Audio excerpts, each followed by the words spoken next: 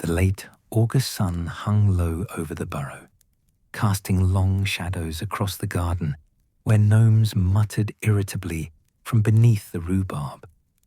Arthur Weasley wiped his hands on his cardigan, already stained with what appeared to be motor oil, though he'd been nowhere near a car that day, and regarded his latest acquisition with the sort of reverence most wizards reserved for dragon eggs or ancient grimoires. It was a film projector, a muggle one naturally, because the muggle ones were always more interesting. This particular specimen had cost him £3.50 at a car boot sale in Ottery St. Catchpole, and the woman selling it had seemed relieved to be rid of it. "Belonged to my dad," she'd said, not meeting Arthur's eyes. Never could get it working properly. Arthur had loaded it into the boot of his enchanted Ford Anglia with trembling hands. Now, in the cluttered sanctuary of his shed, where springs and cogs and mysterious muggle devices lived in comfortable chaos, he set the projector on his workbench. The metal casing gleamed dully in the light from his wand tip, which he'd stuck upright in a jam jar for illumination. Buttons and levers protruded from its sides like the controls of some miniature muggle spaceship. At its heart, 2 large reels sat empty, waiting. Arthur traced a finger along the lens housing. How did muggles manage to capture light and shadow, to trap moments in time without a drop of magic? The ingenuity of it never ceased to amaze him. They'd found ways to overcome the very limitations that made them muggle in the first place. His hand drifted to his pocket, where his wand rested. Just a small diagnostic charm, perhaps. Nothing invasive, just to see how it all worked together, how the mechanisms might respond to the gentlest touch of magic. The shed door creaked. "Arthur Weasley, if you've brought home another toaster that bites..." Molly stood in the doorway, her hands on her hips, but her expression was fond rather than exasperated. 2 years after the war's end, she'd grown softer in some ways, quicker to smile, slower to scold about the small things. The big things, keeping her family close, keeping them safe, keeping them alive, those still brought out her fierce protectiveness. But a husband's harmless tinkering, that she could allow. "It's a film projector, Molly Wobbles," Arthur said, and his voice carried that boyish enthusiasm that had charmed her 30 years ago.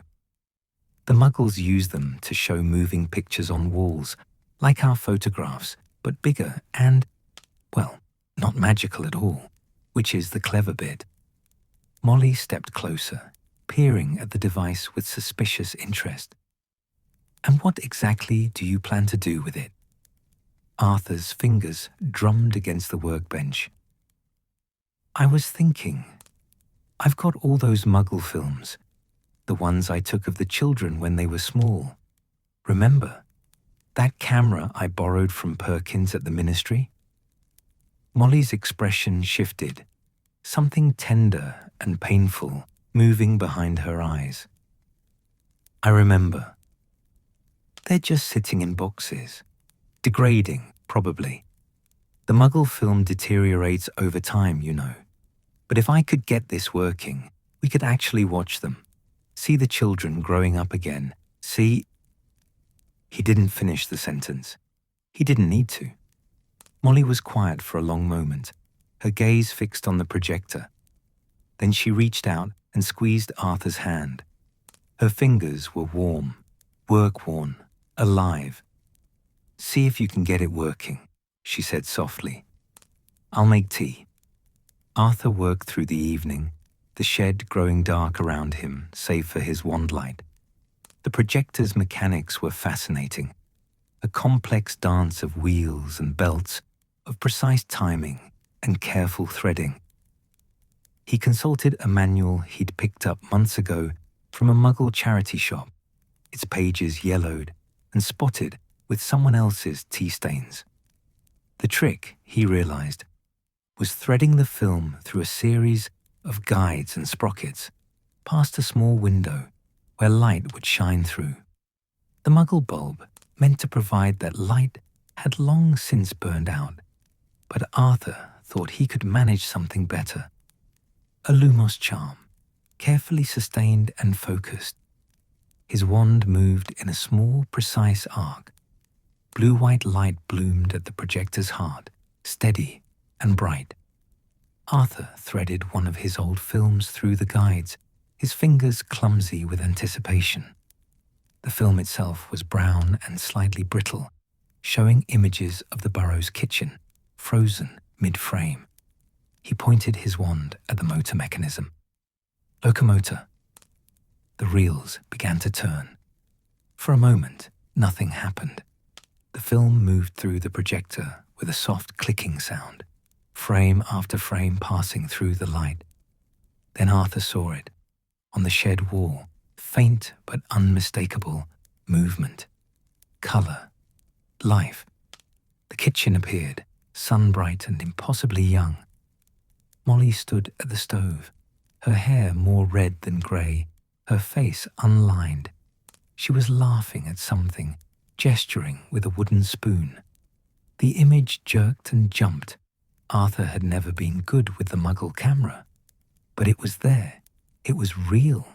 It was them. And then, wobbling into frame with the determined concentration of the very small, came Ron. Arthur's breath caught. Ron couldn't have been more than a year old, his hair a bright copper shock, his face round with baby fat. He took one careful step, then another, his small hands grasping at empty air for balance. Molly turned, saw him, and her whole face transformed with joy. She dropped to her knees, arms outstretched, and baby Ron tumbled into them with a crow of triumph. The image flickered and went white as the film ran out. Arthur stood in the sudden darkness, his wand light dimmed to almost nothing, and realized his face was wet. Arthur? He hadn't heard the door open again. Molly stood silhouetted against the house lights, a shawl wrapped around her shoulders against the evening chill. "I got it working," Arthur said, and his voice came out rough. "Molly, I got it working." She crossed the shed quickly, her eyes searching his face. "Are you all right?" "I saw Ron," Arthur said. "His first steps. You were there, in the kitchen, and he walked to you. Do you remember? I'd forgotten it entirely until just now. I'd forgotten that I'd even filmed it." Molly's hand rose to her mouth. "Show me," she whispered. Arthur rewound the film with shaking hands, threaded it again, set the projector running. This time, they watched together in the darkness of the shed, standing side by side, Molly's head resting against Arthur's shoulder. The flickering images played across the wall, silent and slightly jerky, but achingly alive. Their baby son took his first independent steps, fell into his mother's arms, and the Molly on the wall kissed the top of his copper head, while the Molly in the shed quietly wept. When the film ended, she didn't move away. "He's so tall now," she said eventually. "All of them are, even Ginny. When did they grow up, Arthur?" "While we weren't looking," Arthur said. "While we were cooking dinner and mending socks and worrying about school reports. While we were fighting a war." The words hung in the air between them. Arthur tightened his arm around his wife's shoulders. "We should show them," Molly said. "The children, they'd want to see." "Some of them are in these films," Arthur said, his mind already racing ahead. "All of them, probably, at one time or another. I was always filming things.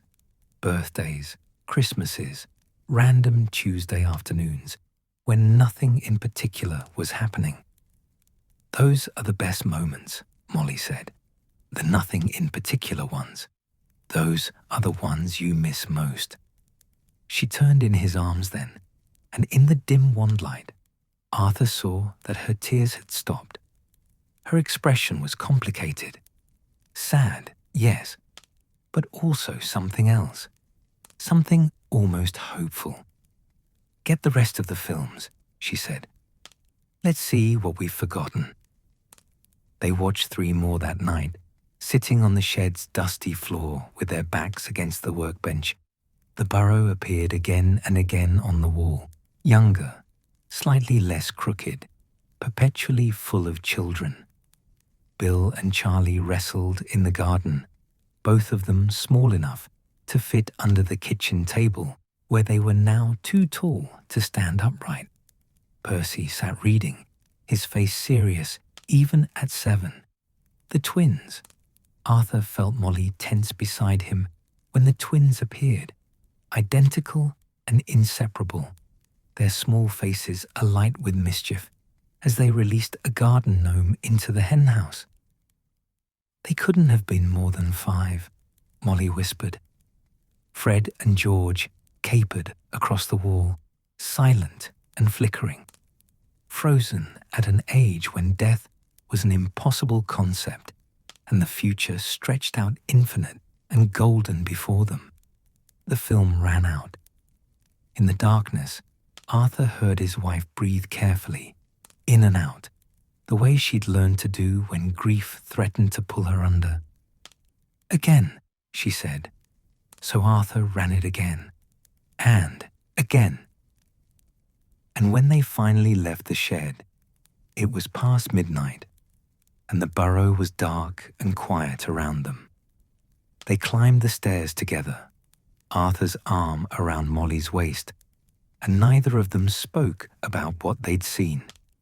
But in the morning, over breakfast, with most of the children gone to their own homes and lives, Molly said, "We should have everyone over this weekend, for dinner."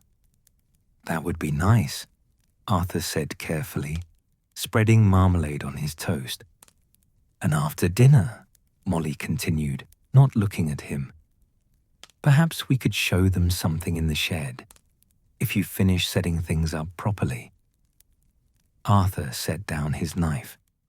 Across the table, Ron looked up from his eggs with interest. Ginny, visiting with Harry, raised her eyebrows. "What's in the shed?" Ron asked. "A surprise," Arthur said, and caught Molly's eye. "A good one, I think." The projector sat on Arthur's workbench, its metal casing still warm from the night's use. Pale morning light filtered through the shed's small window, catching dust motes that drifted through the air like tiny, lazy stars. Arthur had straightened the films into neat stacks, organized by year, labeled with his careful handwriting. 1983, 1987, 1991. The years stacked up like cordwood, each one holding moments he'd half forgotten, scenes he'd only half noticed while living them. He picked up the most recent film, dated 1997, and they held it up to the light. He could just make out frozen images, the Burrow's garden, figures moving across the frame. He didn't remember filming this one at all.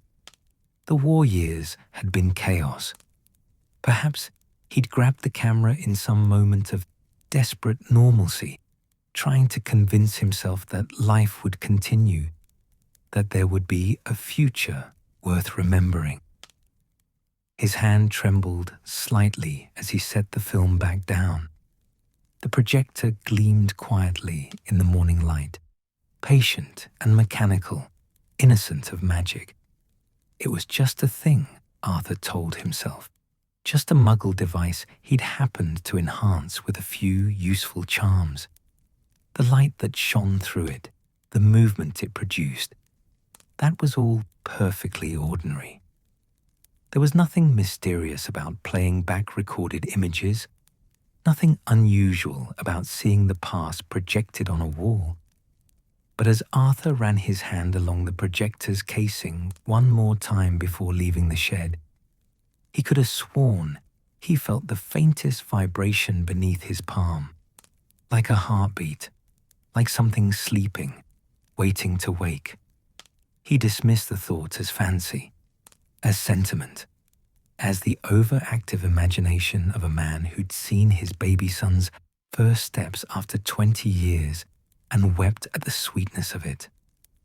The shed door closed behind him with a soft click. Inside, the projector sat in shadow, its empty reels waiting, its lens pointed at the blank wall where, come Saturday evening, a family would gather to watch themselves grow young again. And in the darkness, so subtle Arthur wouldn't have noticed it even if he'd stayed. The projector's metal casing grew just the smallest bit warmer.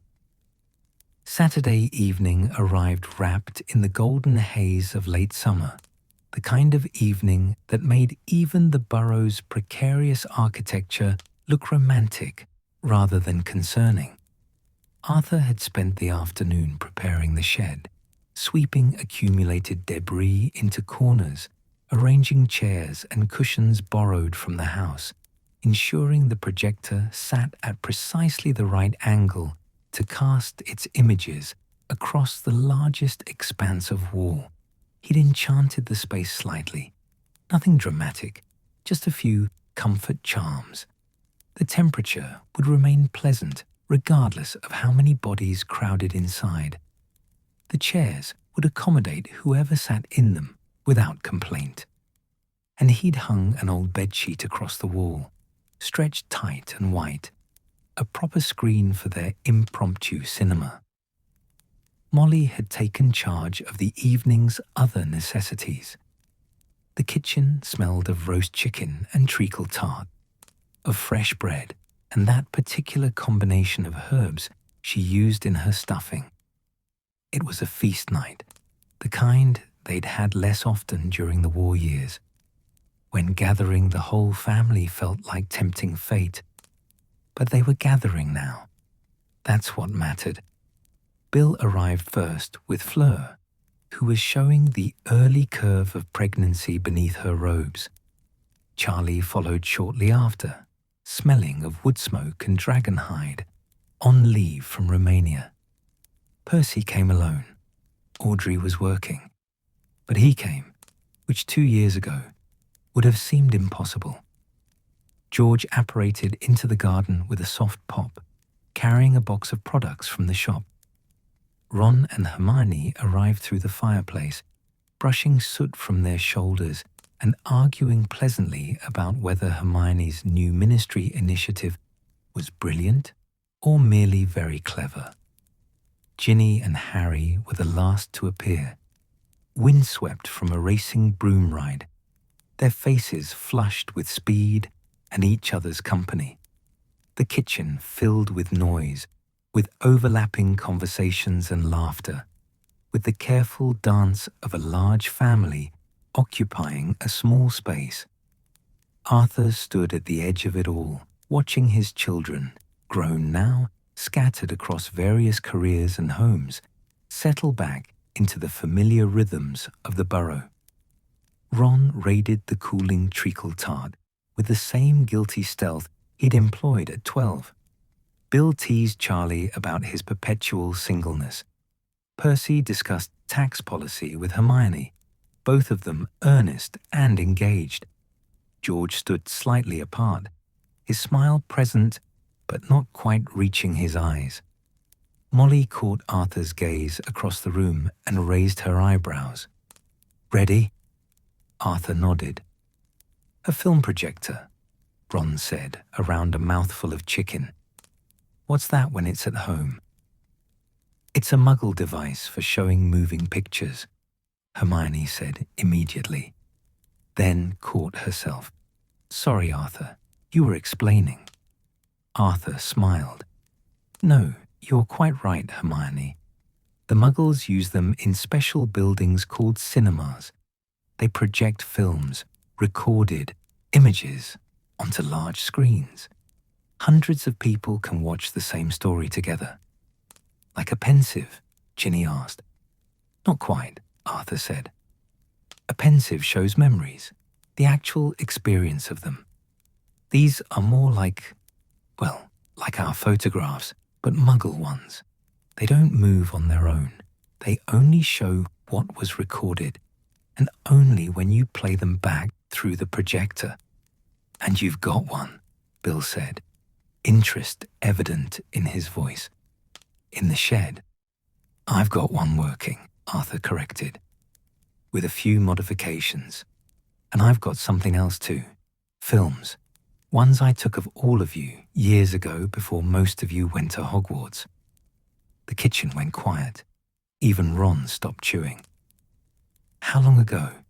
Charlie asked carefully. The oldest ones are from when Bill was small, Arthur said. The newest are from a few years back.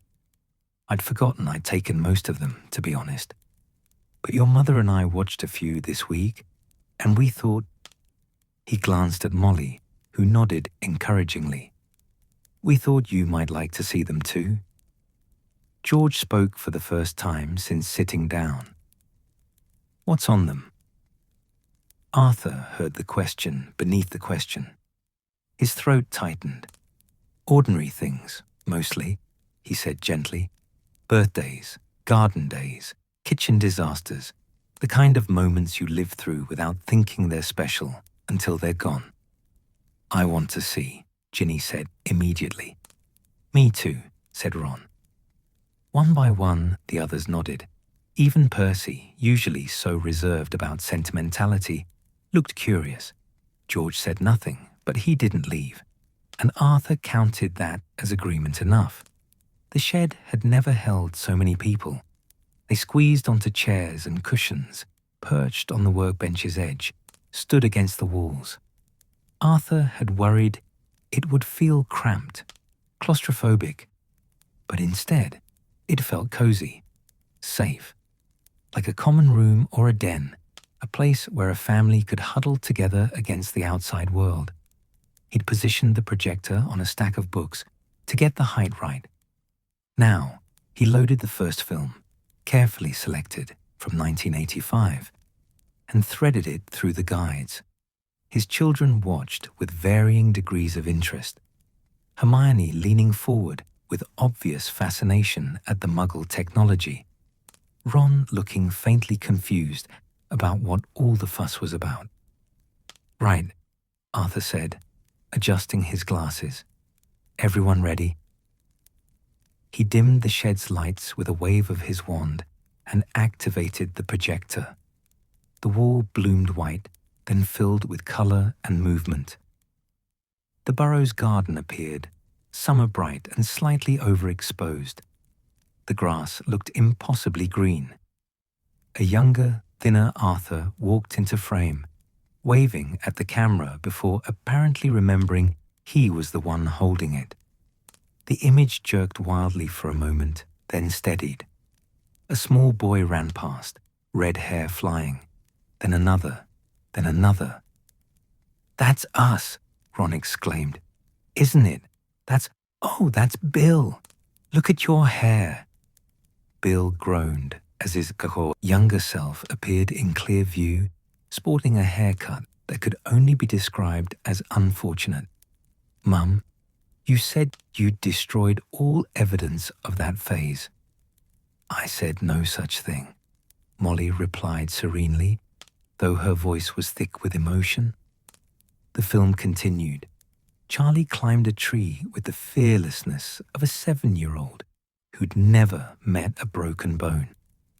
Percy sat beneath it reading, occasionally looking up to shout corrections at his brother's climbing technique. The twins. The shed went very still. Fred and George couldn't have been more than 4. Still difficult to tell apart before George had lost his ear, before their faces had learned different expressions of grief. They were digging in the dirt near the garden fence, apparently constructing an elaborate tunnel system, both of them covered head to toe in mud and utterly content. On screen, Molly appeared and threw up her hands in exasperation. Her mouth moved. The films had no sound, but her meaning was clear. The twins looked up at her with identical expressions of cherubic innocence. In the shed, George made a sound halfway between a laugh and a sob. The film played on. Baby Ron appeared, being carried by Bill, who looked simultaneously proud and terrified of dropping him. Ginny wasn't born yet. This was before her time. The scene shifted to the kitchen, where a massive pot was boiling over, and Molly was trying to manage 3 children pulling at her robes while stirring what appeared to be stew. "We were menaces," Charlie said, his voice warm with fondness. "Were?" Molly asked dryly. The film ended in a chaos of garden gnomes and running children. The camera dropped or abandoned, the final frames showing only sky and the burrow's crooked roof. Arthur rewound it manually, the projector clicking softly in the darkness. No one spoke. Then Ginny said quietly, "Can we see another one?" They watched 5 films that evening. The family appeared at different ages, in different configurations, doing unremarkable things that felt impossibly precious in retrospect. Arthur marveled at how young Molly looked, how thin he'd been, how small the children were. Even Bill, towering and scarred in the present, had once been tiny enough to fit in Arthur's lap. The film showed Christmases, a tree so covered in ornaments it sagged dangerously, children tearing through wrapping paper with savage enthusiasm. They showed birthdays with lopsided cakes and a very young Percy wearing a pointed hat and looking deeply uncomfortable. They showed ordinary Tuesdays, nothing special, just life happening in the way it does when you're too busy living it to notice its passing. Between films, the family talked. They corrected Arthur's memory of events, argued about who had actually released the gnomes into the house that one time. The twins, always the twins, laughed at forgotten jokes and embarrassing phases. "I was so serious," Percy said, watching his 11-year-old self organizing his brothers by height for a photograph. "Did I ever just play?" "You organized games," Bill said. "Very thorough games with extensive rules." "That's not better, Bill." "I didn't say it was better. I said it was what you did." Ron pointed at the screen, where his 5-year-old self was attempting to steal biscuits from a cooling rack. "Some things never change." "You got caught then too," Molly observed. Hermione was watching the films with academic interest, occasionally asking Arthur questions about the projection mechanism or the film preservation process. But she also watched Ron's face, Arthur noticed, tracking his expressions as he saw himself grow backward through the years, from teenager to child to baby. Harry sat close to Ginny, his arm around her shoulders, watching a family history he'd never been part of. He smiled at the chaos, laughed at the jokes, but there was something wistful in his eyes. These weren't his memories. He'd never had ordinary Tuesdays, never had a childhood filmed and preserved and played back on shed walls. Ginny must have sensed it. She leaned into him and whispered something Arthur couldn't hear.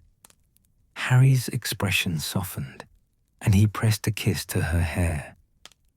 George watched every film intently, his gaze never leaving the screen when Fred appeared. He didn't cry, didn't speak, but his hands were clenched tight in his lap, and he flinched slightly every time Fred disappeared from frame. When Arthur loaded the final film of the evening, A Christmas from 1993, all 7 children present and accounted for, the kitchen full of noise and warmth and life, George stood abruptly. "I need some air," he said. He was out the door before anyone could respond. Arthur found him 10 minutes later, sitting on the ground behind the shed, his back against the wall, his face turned up toward the darkening sky. "I should have warned you," Arthur said quietly, lowering himself to sit beside his son, "about the twins being in the films." "It's all right," George said. His voice was steady, controlled. "I wanted to see him. I always want to see him. It's just hard," Arthur finished. "Yeah." They sat in silence for a moment. From inside the shed came muffled voices. The others were still talking, probably debating which film to watch next, probably arguing about whose memory of events was most accurate. "He's in all of them," George said eventually. "Every single one. We're always together." I'd forgotten that. Or maybe I hadn't forgotten, but I'd stopped thinking about it, about how there was never just me, you know? It was always us. We, Fred and George. One word. "You're still you," Arthur said gently. "Being without him doesn't change who you are." "Doesn't it?" George's voice cracked slightly. "Because I feel pretty bloody different." Arthur didn't have an answer for that. He'd never had a twin, never been half of something so complete that losing the other part felt like losing yourself. He couldn't know what George felt, couldn't truly understand it. But he could sit here. He could be present. He could be Dad, which wasn't much, but it was something. "The films helped, though," George said after a long pause. "Seeing him like that, small and muddy and alive, before everything got complicated, before the war, before the shop, before—" He didn't finish the sentence. "It helps to remember he was real, that we were real." "You're still real," Arthur said. George turned to look at him, his expression uncertain in the fading light. "Am I?" "Yes," Arthur said firmly. "And Fred would be furious if he knew you were out here questioning that. He'd probably set something on fire to prove a point." That got a small, genuine smile. "He absolutely would, and then blame me for it." "Naturally." They sat together a while longer, father and son, surrounded by the sounds of late summer, crickets beginning their evening chorus, the distant hoot of an owl, voices from the shed carrying on the warm air. Eventually, George stood, brushing grass from his trousers. "We should go back in," he said, "before Mum comes looking and gets all worried." "She's already worried," Arthur said, standing with a slight groan. "She's your mother. It's her default state." "Fair point." They walked around the shed together. Before they reached the door, George paused. "Thanks, Dad," he said, "for finding that thing, for showing us, for all of it." Arthur pulled his son into a tight hug, and George let him, and for a moment they were just two people holding on to each other in the gathering dark. When they returned to the shed, Molly's relief was palpable but unspoken. She simply made room for George beside her, and when the next film started, a summer day, nothing special, just children playing in a garden, she took his hand and held it. On the wall, Fred and George built an elaborate fort from kitchen chairs and blankets, their small faces serious with concentration, their partnership so natural it might have been choreographed. George watched, and his grip on his mother's hand tightened, but he didn't look away. The projector hummed softly, warm and content, projecting light and memory and loss and love onto a sheet stretched across a shed wall. Just a muggle device, enhanced with a bit of magic. Nothing more than that. Almost certainly nothing more than that. The cinema nights became a ritual. Every Saturday evening, the family gathered. Not all of them every time, but enough to fill the shed with warmth and voices. Arthur would prepare the projector, threading film with increasingly practiced hands, while Molly arranged cushions and Charlie helped arrange the seating. They'd established an order now, a comfortable routine that felt both new and ancient at once. The third Saturday, Ron couldn't make it. Aura training had him working nights, but everyone else arrived in varying states of enthusiasm and exhaustion. Percy brought Audrey this time, a shy woman with intelligent eyes who sat close to her husband and laughed at stories about his childhood with evident delight. George came with Angelina Johnson, whose presence seemed to steady him, her hand resting lightly on his knee whenever the film showed Fred. Arthur had selected tonight's offerings carefully. Bill's first day of Hogwarts, a chaotic morning of trunk packing and last-minute panics. Charlie's 10th birthday, celebrated in the garden with a cake shaped like a dragon that had nearly set fire to the tablecloth, and a random afternoon from 1989, notable only because Arthur had apparently been in a particularly enthusiastic filming mood. The first two films played without incident. Bill groaned at his younger self's earnest excitement about Hogwarts, while Fleur smiled and murmured something in French about how sweet he'd been. Charlie's birthday produced the expected laughter. The dragon cake had indeed caught fire, and on screen, Molly had extinguished it with considerably more force than necessary, leaving a smoking crater where buttercream had been. "I still maintain that was an improvement," Charlie said cheerfully. "You would," Molly replied. Arthur loaded the third film, The Random Afternoon, and settled back to watch. The projector's hum had become a familiar sound now, almost soothing. He found himself relaxing into these evenings, into the gentle nostalgia of them, into the way his family laughed at their younger selves and teased each other with the comfortable cruelty of people who knew they were loved. The film began. The Burrow's kitchen appeared, bathed in afternoon light. Molly stood at the counter, chopping vegetables with the swift efficiency of long practice. Percy sat at the table with homework spread before him, his young face already bearing that look of studious concentration. The twins played on the floor with what appeared to be a collection of chess pieces they were attempting to enchant. Standard Weasley chaos. Nothing unusual. Then the scene changed. Arthur frowned. He didn't remember the camera moving, didn't remember filming anything else that day. But suddenly, the wall showed a different location. Not the Burrow at all, but what looked like a shop interior. Shelves lined the walls, stocked with joke products and bright colors. A wooden counter dominated the center of the space. Weasley's Wizard Wheezes. But that was impossible. The shop hadn't existed in 1989. The twins had been children, years away from Hogwarts, decades away from opening their business. "What is this?" Bill asked, his voice uncertain.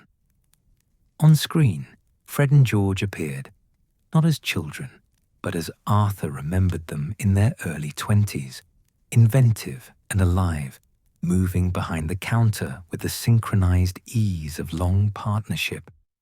They were laughing at something, heads bent together over what looked like plans for a new product. Fred gestured enthusiastically. George added something to the parchment. Both of them wore identical expressions of fierce joy. The image was perfectly clear, perfectly detailed, perfectly impossible. "Dad," Ginny said quietly. "Dad, when did you film this?" "I didn't," Arthur said. His hands gripped the arms of his chair. I couldn't have. I never had the camera in the shop. This shouldn't be on this film. But it continued. Fred looked up toward where the camera would be and grinned, that brilliant grin that had always meant mischief was imminent. He said something. Still no sound. These films had never had sound. And George laughed. The image held for another moment, warm and golden and wrong, then flickered. The Burrows' kitchen reappeared, right where it had left off. Molly chopping vegetables, Percy doing homework, the twins on the floor with chess pieces. The film ran out. In the shed's darkness, no one moved. Play it again, George said hoarsely. Arthur's hands shook as he rewound the film. The projector clicked rhythmically, mechanical and innocent. Just a device. Just a thing that played back what had been recorded. Except. He threaded the film again, activated the projector, and they watched in tense silence. The kitchen appeared. The scene at the shop appeared. Fred and George impossibly present, impossibly clear. The kitchen returned. That's us, George whispered. That's really us. That's the shop in the early days, before we expanded.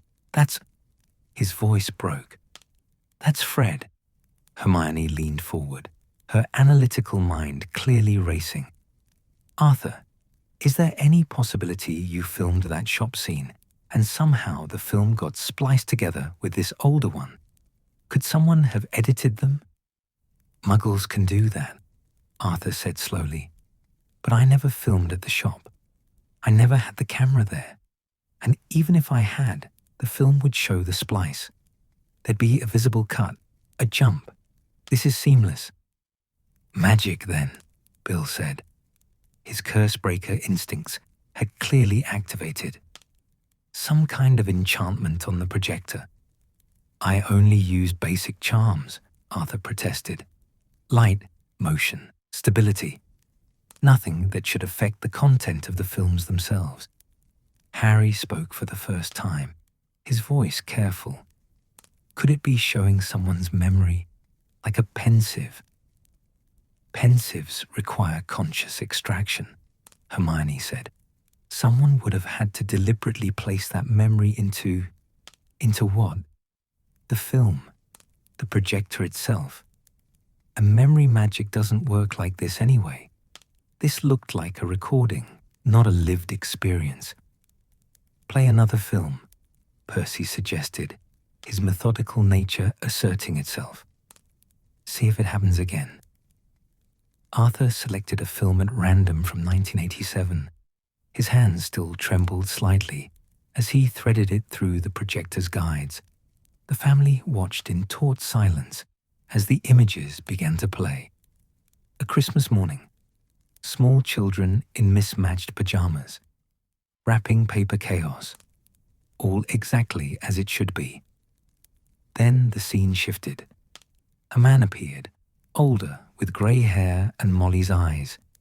He stood in a kitchen Arthur didn't recognize, larger than the Burrows, with windows that looked out onto countryside. The man was teaching someone. The camera angle showed only their hands, but they were clearly young, feminine. Together, they rolled out pastry, the man's movements patient and practiced. That's my father, Molly breathed. That's my dad. He's making treacle tart. That's how he taught me, exactly like that, when I was 8 years old. You filmed this? Charlie asked Arthur. No, Arthur said. I never met Molly's father. He died before we married. Then how? The image flickered and returned to Christmas morning. Small children, wrapping paper.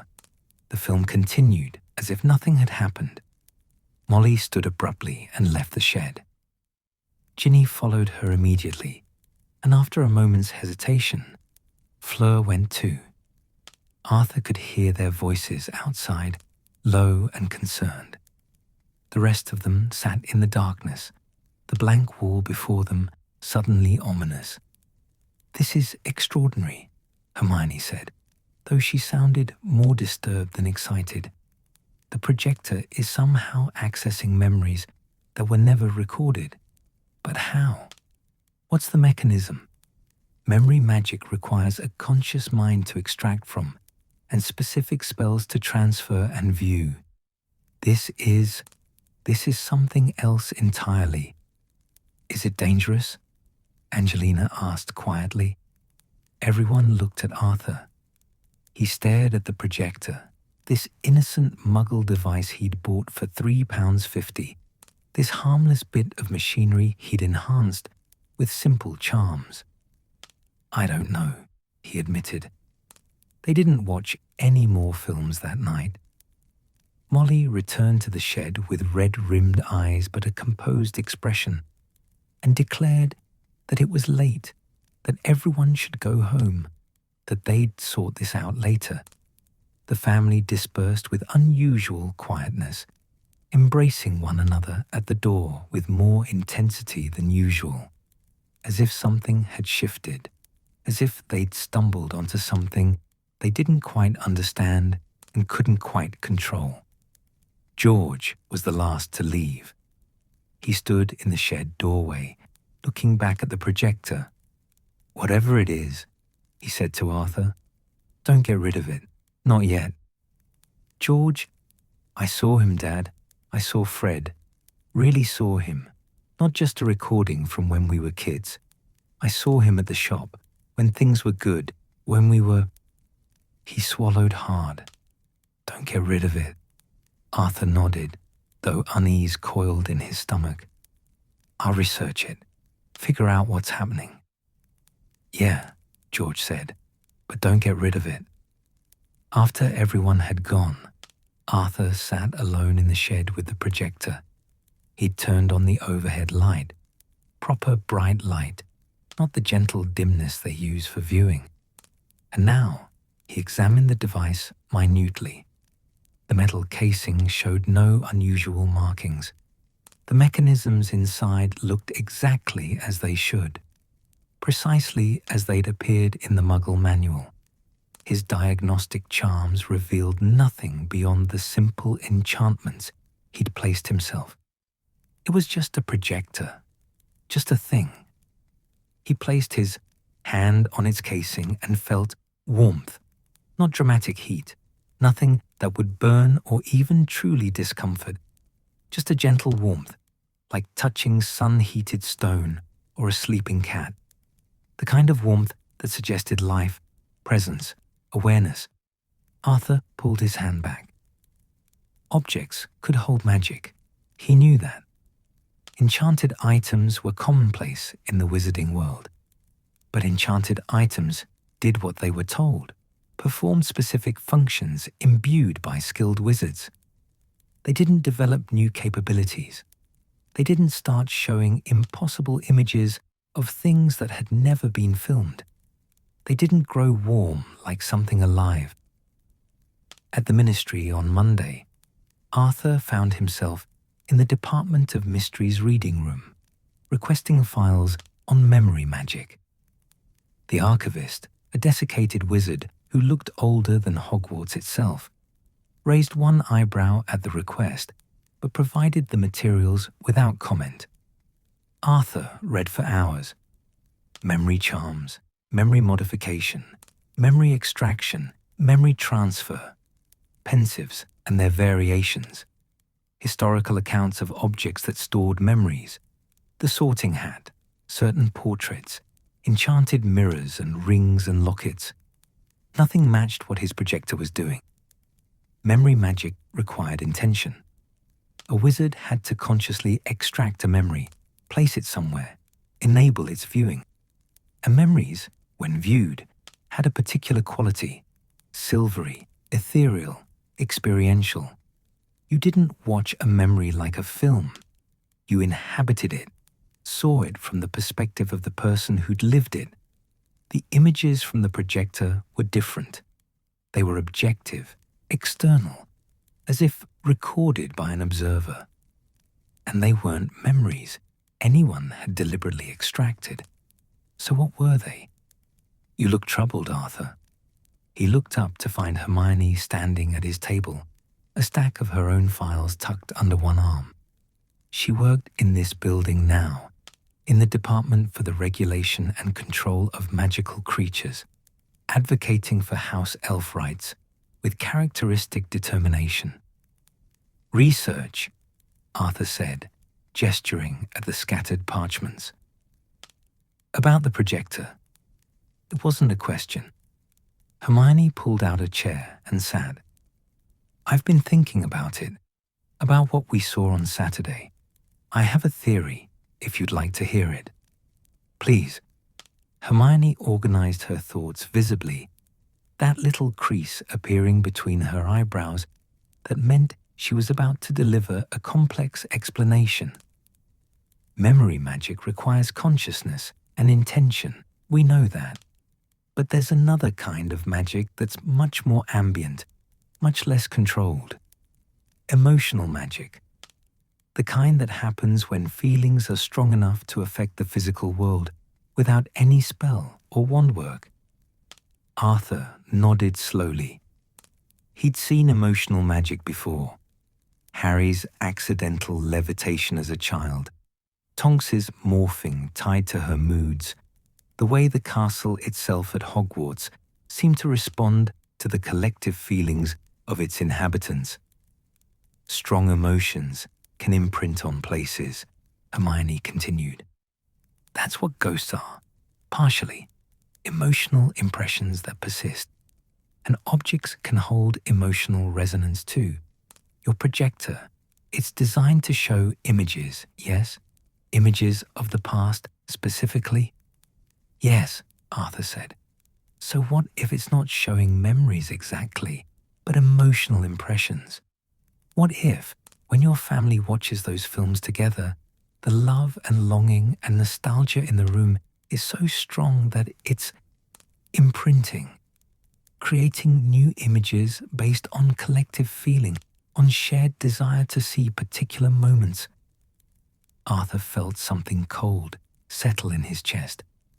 You're saying we're creating these images, that my family's grief is making the projector show us things we want to see? I'm saying it's a possibility, Hermione said gently. Strong emotions can do remarkable things, Arthur, especially in a concentrated space, especially when focused on specific people or moments. Love is the most powerful magic there is. We know that. And loss can be powerful too. But Molly saw her father, Arthur said, teaching her to make treacle tart. None of the rest of us were thinking about that. None of us knew that memory. Did she ever tell you about it? Tell any of the children? Arthur thought back. Yes, he said slowly. Years ago, probably. She's mentioned her father teaching her to cook. The children would have heard the stories. Then the memory existed in all of you, in a way. Collective family knowledge, collective family love. The projector pulled from that. It made a terrible kind of sense. Arthur sat back in his chair, processing the implications. If Hermione was right, and she usually was, then the projector had become something more than what he'd intended. It wasn't just playing back recorded images anymore. It was creating new ones, drawn from the emotional energy of everyone who watched, from their deepest longings and their sharpest grief. It was showing them what they wanted to see. What should I do? Arthur asked. Hermione was quiet for a moment. I don't know, she admitted. On one hand, it's remarkable, beautiful even. On the other hand, she hesitated. On the other hand, it's a bit like a drug, isn't it? Showing people what they've lost, what they miss most. It could be therapeutic, or it could be devastating. Arthur thought of George's face when Fred appeared on screen, the hope and the pain warring in his expression. I should stop using it, he said. Maybe, Hermione agreed. Or maybe you should be very, very careful about how you continue. Set boundaries. Be aware of what's happening. Don't let it become an escape from reality, but don't deny its potential for healing either. She stood, gathering her files. Whatever you decide, Arthur, talk to your family, all of them. Make the decision together. That's what this is about, isn't it? Family, being together, remembering and honoring the past without being trapped by it. After she left, Arthur sat alone with his research, materials, thinking about warmth and memory, and the way love could change the nature of ordinary things. Outside, the ministry hummed with daily business, hundreds of wizards going about their ordinary work, none of them knowing that in a quiet reading room, one man was learning that grief and longing could enchant a muggle projector into something that might be miracle or might be curse. Probably both, almost certainly both. Arthur didn't tell the family about Hermione's theory immediately. He sat with it for 3 days, turning it over in his mind like a puzzle box with no obvious solution. Strong emotions creating images, collective longing manifesting as visible memory, love and grief working together to show them what they'd lost. It should have felt wrong, like magic operating beyond safe boundaries. Instead, it felt almost inevitable. Of course, their gathered sorrow would find a way to make itself visible. Of course, their love for Fred and for Molly's father and for the children they'd been would seek expression through whatever channel presented itself. Magic was like that. It responded to need, to desire, to the shape of human hearts. Still, Arthur knew they needed to discuss it, needed to understand what was happening, what they might be feeding with their Saturday evening gatherings. But before he could organize his thoughts into something coherent enough to share, Saturday arrived again, and with it, the family. George came early this time, helping Arthur set up the shed with unusual energy.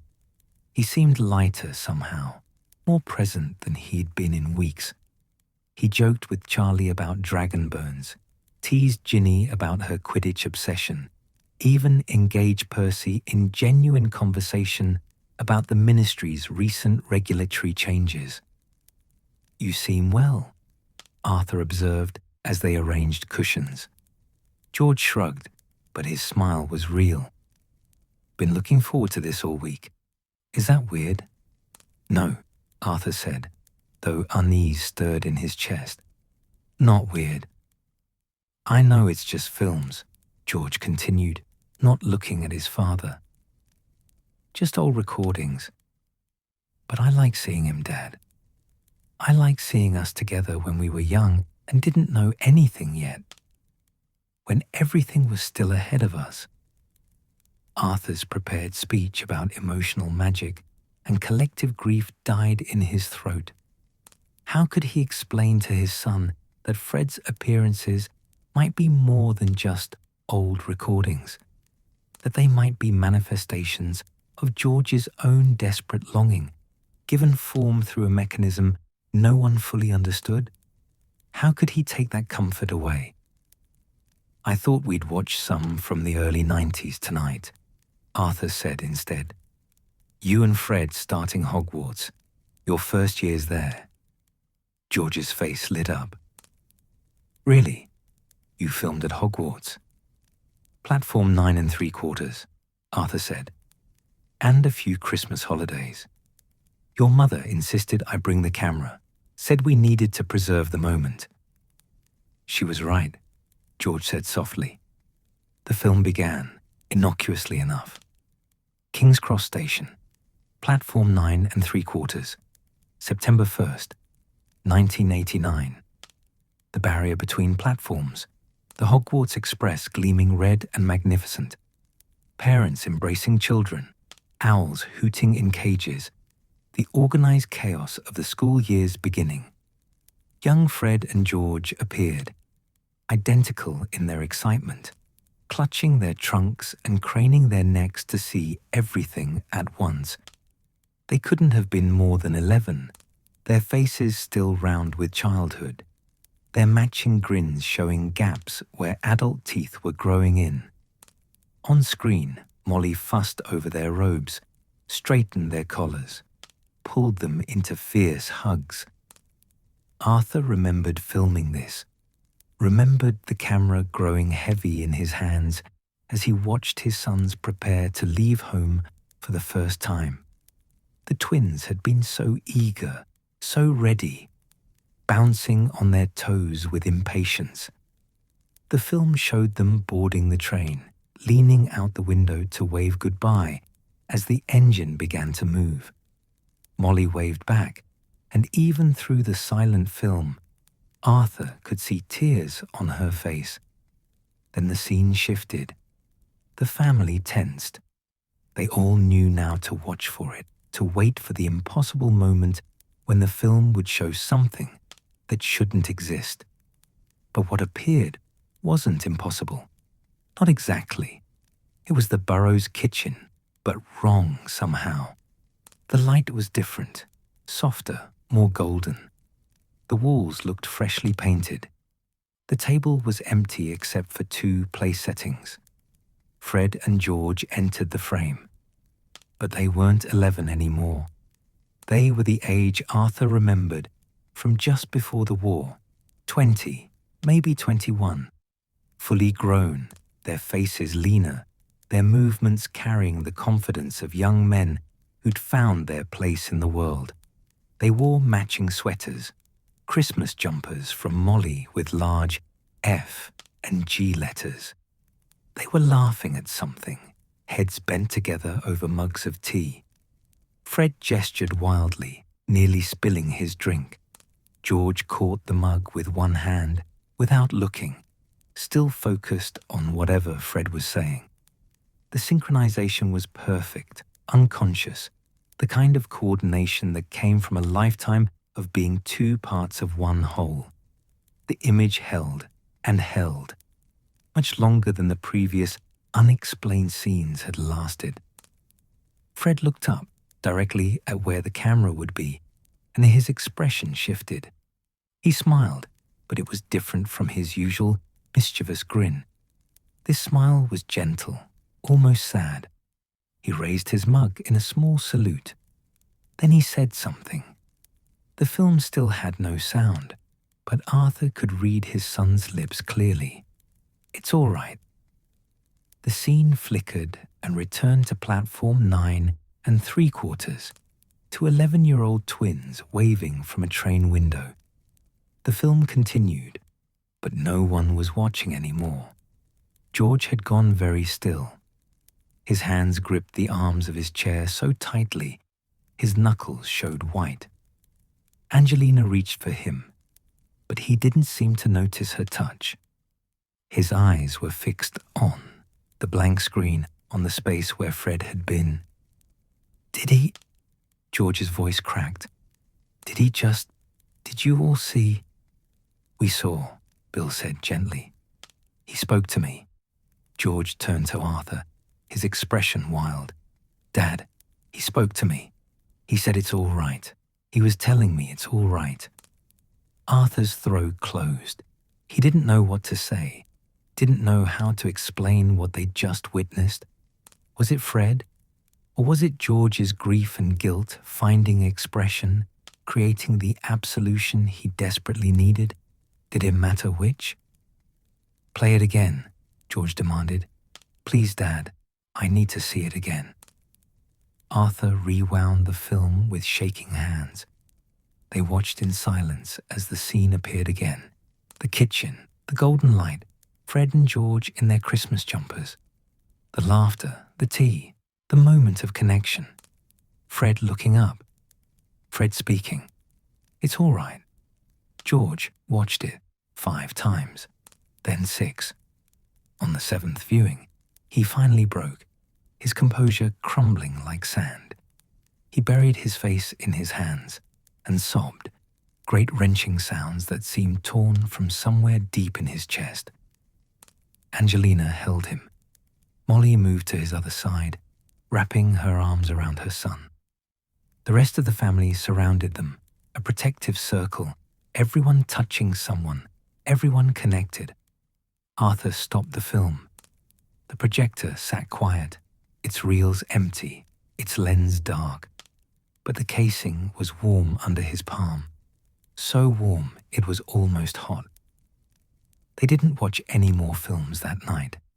The family migrated back to the house, moving as a unit, George supported between Angelina and Molly. Arthur stayed behind in the shed, staring at the projector. Hermione had been right. The thing was responding to emotion, to the gathered grief and love in the room. It was creating images drawn from their collective consciousness, their shared memories and desperate wishes. But that explanation didn't quite fit what they'd just seen. Fred's direct address, his apparent awareness of being watched, that suggested something more than passive reflection of memory. That suggested consciousness, intention, communication. Arthur touched the projector's casing again. The warmth pulsed under his fingers like a heartbeat. "What are you?" he whispered. The projector, of course, didn't answer. It sat there, mechanical and innocent, just a muggle device enhanced with simple charms. Nothing more than that. Except it was. It had become something more, through use or magic or the sheer weight of the Weasley family's accumulated grief. It had become a conduit, a bridge, a way of reaching across the gap between what was and what could never be again. The shed door opened. Harry stepped inside, closing it carefully behind him. "Ginny thought you might want company," he said. Arthur nodded, grateful. Harry pulled over a chair and sat, not speaking, just present. They'd developed this kind of understanding over the years, the ability to share silence, to exist side by side without needing to fill every moment with words. Finally, Harry said, "When I see my parents in the mirror of Erist, I know they're not real. I know it's just showing me what I want most. But that doesn't make seeing them any less important, any less meaningful." "You think that's what this is?" Arthur asked. "A kind of mirror?" "Maybe," Harry said. "Or maybe it's something else entirely. Does it matter, though? If it helps George heal, if it gives him something he needs, what if it prevents him from healing?" Arthur interrupted. "What if, instead of helping him move forward, it keeps him trapped in the past, looking backward, always looking for one more glimpse of Fred, one more moment, one more message?" Harry was quiet for a long moment. "You're thinking of the mirror of Erist again. Dumbledore said it doesn't do to dwell on dreams and forget to live," Arthur said. "He did say that," Harry agreed. "He also spent years working with pensives, helping people process their memories. Remembering isn't the same as dwelling. Honoring the past isn't the same as being trapped by it." "But where's the line?" Arthur asked. "How do we know when we've crossed from one to the other?" "I don't know," Harry admitted. "But I think it has to do with choice, with awareness. The mirror of Erist was dangerous because people didn't know they were looking at fantasy. They believed it was real, or could be real. But you all know what's happening here. You know these images might not be objective truth. You're choosing to watch them anyway, with open eyes." Arthur considered this. "You think we should continue?" "I think you should talk to your family," Harry said. "All of them. Tell them what Hermione told you. Explain the risks. And then decide together what you want to do." It was, Arthur reflected, remarkably similar to what Hermione had said. Perhaps that's what happened when you spent years fighting evil together. You developed a similar wisdom about complicated choices. The family council happened the next morning, over breakfast at the Burrow. Arthur had asked everyone to come, and they had, sensing the seriousness in his voice. They filled the kitchen to bursting, all 7 children, Hermione, Harry, Angelina, Fleur, Audrey. Even little Victoire, Bill and Fleur's daughter, dozed in a basket near the fire. Arthur explained what Hermione had theorized. He explained emotional magic, imprinting, the way strong feelings could affect physical reality. He explained that the images they were seeing, especially the impossible ones, might be manifestations of their own grief and longing, rather than actual memories or communications from the dead. So Fred didn't really tell me it was all right, George said flatly. I told myself that, and the projector just showed it to me. Maybe, Arthur said, or maybe the distinction doesn't matter as much as we think it does. It matters, George said, his voice hard. It matters whether my brother actually spoke to me or whether I'm so desperate I'm creating hallucinations. They're not hallucinations, Hermione said gently. They're real images created through real magic. The question is about the source of that magic, not its validity. Does love have a source? Ginny asked suddenly. I mean, when we love someone, where does it come from? Our hearts, our minds, our magic? Or is it all of those things combined until you can't separate them anymore?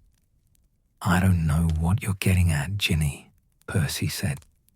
I'm getting at the fact that maybe it doesn't matter whether these images are Fred's ghost or George's grief or all of our collected love for Fred taking visible form, Ginny said. Maybe what matters is that they're true. They're showing us truth about who Fred was, about who we are without him, about what we need to heal. That's a very Ravenclaw thing to say, Ron observed. I dated one for years. It rubbed off. Molly had been silent throughout the discussion, her hands wrapped around her tea mug. Now she spoke, her voice quiet but clear. I saw my father, she said, teaching me to make treacle tart. He's been dead for 35 years. I've missed him every single day, and when I saw him on that screen, I didn't care whether it was really him, or my memory of him, or all of us somehow creating him from stories. I just cared that I got to see his face again, that I got to remember what his hands looked like, the patient way he taught me things. She looked around at her children. I don't know if we should keep doing this. I don't know if it's healthy or harmful, but I know it's given me something I didn't realize I needed. Permission to remember without drowning in sadness. Permission to look at what I've lost without it destroying me. The projector is getting warmer, Arthur said. Every time we use it, the magic grows stronger. I don't know what that means or where it ends. Then we monitor it, Bill said, his curse-breaker pragmatism emerging. We set boundaries. Maybe we limit how often we gather. Maybe we decide in advance what films we'll watch. We stay aware, stay careful, but we don't necessarily stop. Unless someone wants to stop, Charlie added. This has to be unanimous. If anyone feels uncomfortable, we respect that. All eyes turned to George. He sat very still, his jaw tight, clearly wrestling with something. I want to keep going, he said finally. I know that probably makes me pathetic or unhealthy or whatever, but I saw Fred yesterday. Really saw him, looking happy and whole and at peace. And he told me it was all right. Whether that came from him or from me or from all of us, I needed to hear it. I'm not ready to give that up yet." "You're not pathetic," Angelina said fiercely. "You're grieving. There's no wrong way to do that." "There are definitely wrong ways," George said with a ghost of his old humor. "I could take up drink, or become a hermit, or start collecting measles." "The measle thing wouldn't be that weird for a Weasley," Ron offered. The tension broke slightly, laughter rippling through the kitchen. Arthur looked at his family, complicated, loving, grieving, healing, and felt a fierce surge of pride. "We continue," he said, carefully, consciously, together. "And if anyone wants to stop at any time, we stop. No questions, no judgment. Agreed." A chorus of agreement filled the kitchen. Only Arthur noticed that the shed door had drifted open, and from within came the faintest hum, the sound of a projector warming up, though Arthur hadn't touched it in hours. The magic was growing stronger. Whether that was gift or curse remained to be seen. The decision to continue brought a strange relief, as if the family had been holding its collective breath and could finally exhale. But relief didn't mean simplicity. Over the following weeks, the Saturday gatherings took on a different quality, more deliberate, more careful, weighted with awareness of what they were doing and why. Arthur established rules. They would watch no more than 3 films per evening. They would take breaks between films, stepping outside into the fresh air, reorienting themselves in the present before diving back into the past. And most importantly, they would talk about what they saw, not just the nostalgic memories, but the impossible ones too. No pretending the strange images were normal, no avoiding the difficult conversations. The projector cooperated with these boundaries, or seemed to. It still grew warm during use, still showed the occasional impossible scene, but the frequency decreased. As if, Arthur thought fancifully, it understood they needed moderation. Or perhaps, he thought more cynically, the magic was simply building slowly, gathering strength for something larger. 3 weeks after their family council, Percy arrived at the Burrow on a Tuesday evening. Not a Saturday, not a scheduled gathering. Arthur found him in the garden, standing near the shed, but not entering it, his hands shoved deep in his pockets. "Percy." Arthur approached carefully. His third son had been distant for so long that even now, reconciled and present, there was a careful quality to their interactions. "Everything all right?" Percy turned, and Arthur was startled to see genuine distress in his face. "I need to talk to you about the films." They settled in the kitchen, neutral territory, with tea that Percy didn't drink, just held between his palms like a talisman. "I haven't been attending every week," Percy began. "You've noticed, I'm sure." Arthur had noticed, but hadn't commented. Percy came perhaps half the time, and when he did attend, he often stood at the back of the shed, watching with a stiff formality that suggested discomfort. "I thought you were busy," Arthur said. "With work, with Audrey." "That's what I've been telling everyone," Percy said. "But the truth is, I can't bear it. Watching those films, seeing who I was." Arthur waited, giving his son space to find his words.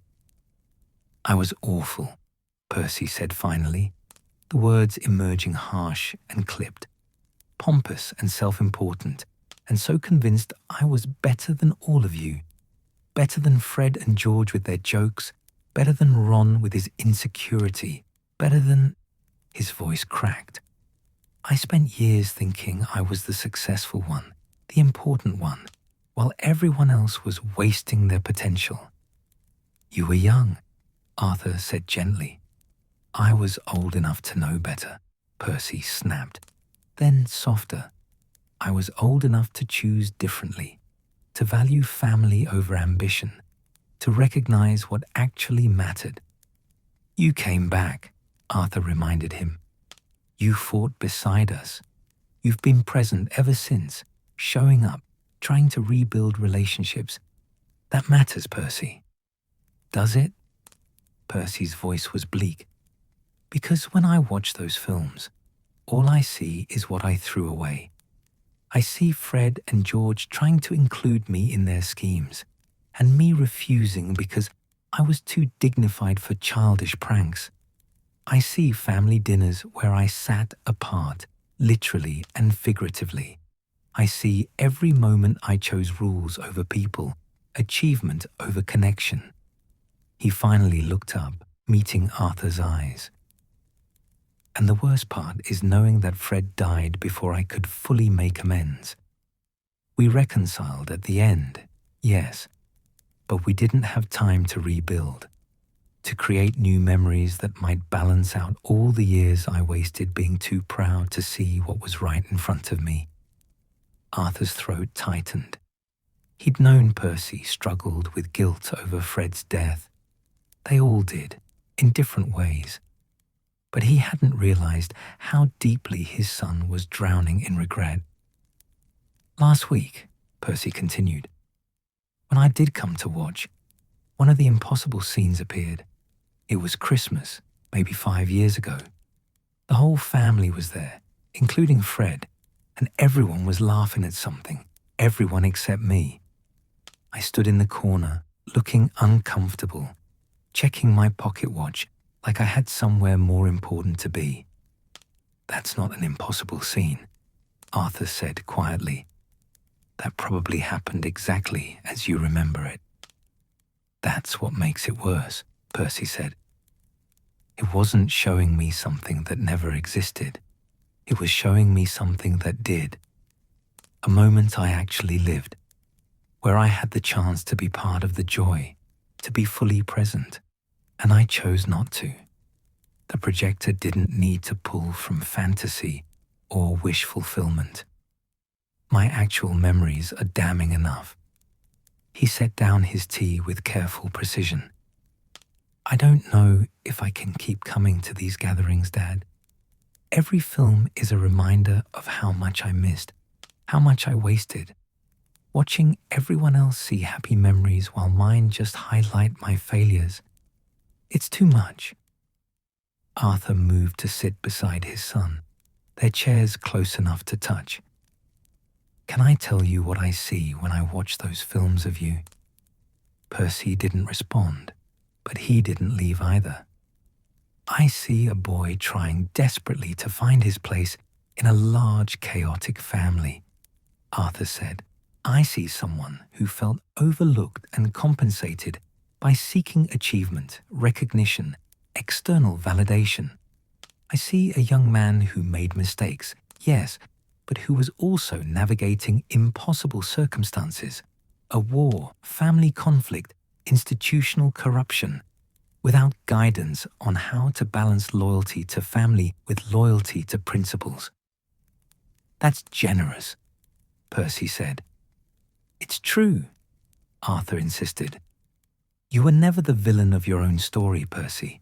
You were a complicated person making complicated choices. Some of them were wrong. You've acknowledged that, and you're working to do better. That's all anyone can do. It doesn't bring Fred back, Percy said, and there was the heart of it. The guilt that no amount of present-day effort could fully assuage. No, Arthur agreed. It doesn't. But Percy, Fred wouldn't want you torturing yourself. You know that, don't you? He'd make some terrible joke about you being dramatic, then probably try to get you to lighten up by hexing your tea to sing opera. That got the ghost of a smile. He absolutely would. The films show the past, Arthur said. All of it, the good and the difficult, the moments of connection and the moments of distance. That's not a curse. That's honesty. And maybe seeing those hard moments is part of the healing. Acknowledging what was, accepting it, and then choosing how to move forward. Percy was quiet for a long moment. I don't know if I can do that yet. Then don't, Arthur said simply. Take the time you need. Come to gatherings when you feel ready. Stay away when you don't. We'll be here either way. The films aren't going anywhere. The projector is, though, isn't it?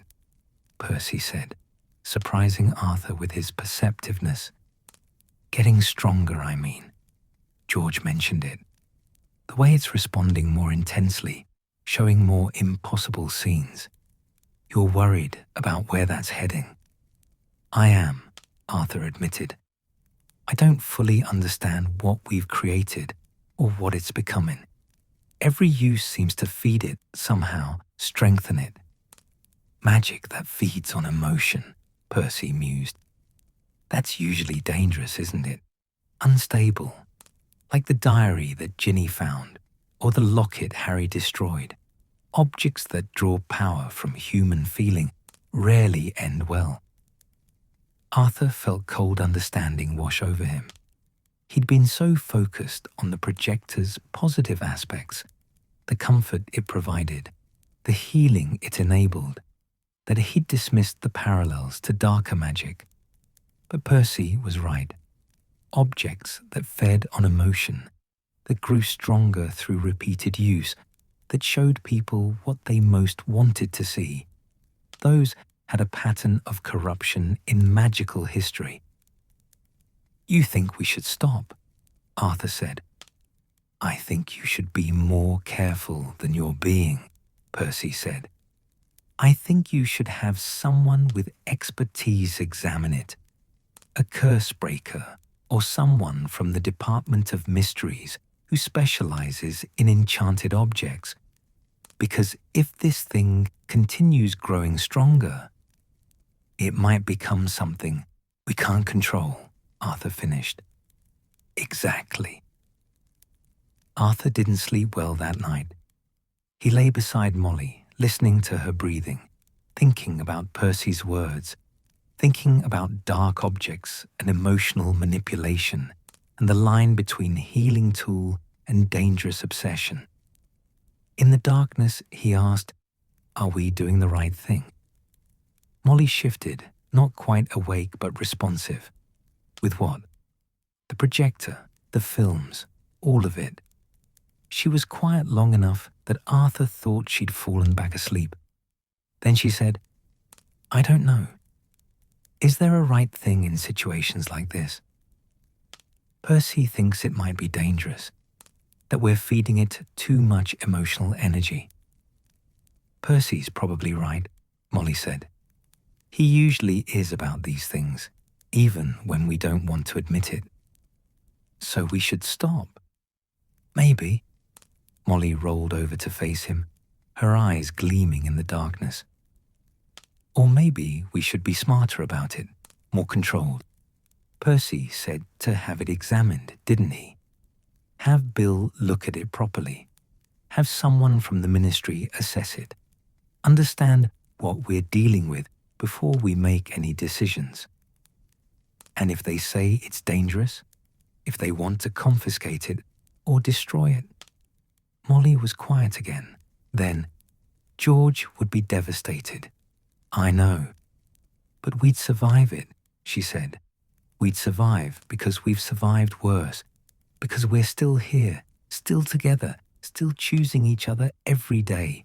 The projector is a gift, Arthur, but it's not essential. It's not what holds this family together.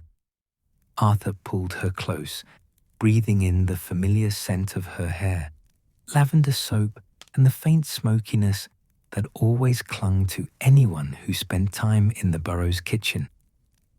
When did you become so wise? He asked. I've always been this wise, she said. You're just not usually awake enough at 2 a.m. to notice. Saturday's gathering was smaller than usual. Ron was working. Ginny and Harry were travelling for Quidditch. And Percy, of course, had declined to attend. But the others came. Bill and Fleur, Charlie fresh from a Portkey journey, George and Angelina, Hermione joining in Ron's absence. Before they started the films, Arthur spoke. "I've been thinking," he said, which was his usual preamble to uncomfortable announcements, "about what we're doing here and whether we're being as responsible as we should be." The family exchanged glances. George's expression immediately shuttered, defensive. "I'm not suggesting we stop," Arthur continued quickly. "Not yet." But Percy raised some valid concerns about the projector's increasing power, about magical objects that feed on emotion. And I think he's right that we should have it properly examined. "By who?" George asked, his voice tight. "By me, for starters," Bill said. "That's what I do, Dad. Curse-breaking, object assessment. I should have offered weeks ago, honestly. I was just too caught up in the nostalgia to think critically about the mechanics." "And if you determine it's dangerous?" George pressed. Bill looked at his brother steadily. "Then we'll decide as a family what to do next. But we'll decide with full information rather than blind hope." George clearly wanted to argue, but Angelina's hand on his arm stopped him. He subsided, jaw clenched, but nodded reluctant acceptance. "I'll need to take it to my workshop," Bill said. "Run proper diagnostics. It'll take a few days, maybe a week." "So no gathering next Saturday?" Charlie said. "Or the Saturday after," Arthur confirmed. "We take a pause, step back, remember what life looks like without the films for a little while." He expected more resistance, particularly from George, but his son just looked tired suddenly, older than his years, worn down by grief and hope in equal measure. "Maybe that's not a bad thing," George said quietly. I've been thinking about the films constantly, planning my week around Saturday nights, replaying the impossible scenes in my head, trying to memorize every detail of Fred's face." He swallowed hard. Maybe Percy's not the only one who needs to step back. Molly moved to embrace her son, and Arthur saw the relief in her face. She'd been worried too, he realized. Worried about George's dependence on the projector, on these glimpses of his lost twin. But she'd been afraid to say anything, afraid to take away something that brought her son comfort. "We'll watch one tonight," Arthur decided. "One film, chosen together. And then Bill takes the projector for examination, and we all take some time to just be, without looking backward, without needing magic to help us remember." "Which film?" Hermione asked. They debated for a few minutes before settling on one from 1995, a summer afternoon. Nothing special about it, except that everyone had been home. All 7 children, plus Harry and Hermione, gathered in the garden for no particular reason except that they could be. Arthur threaded the film with practiced hands. The projector hummed to life, warm but not hot, responsive but not overwhelming. The wall filled with images of sunshine and grass, and a family sprawled across blankets, reading and talking and simply existing together.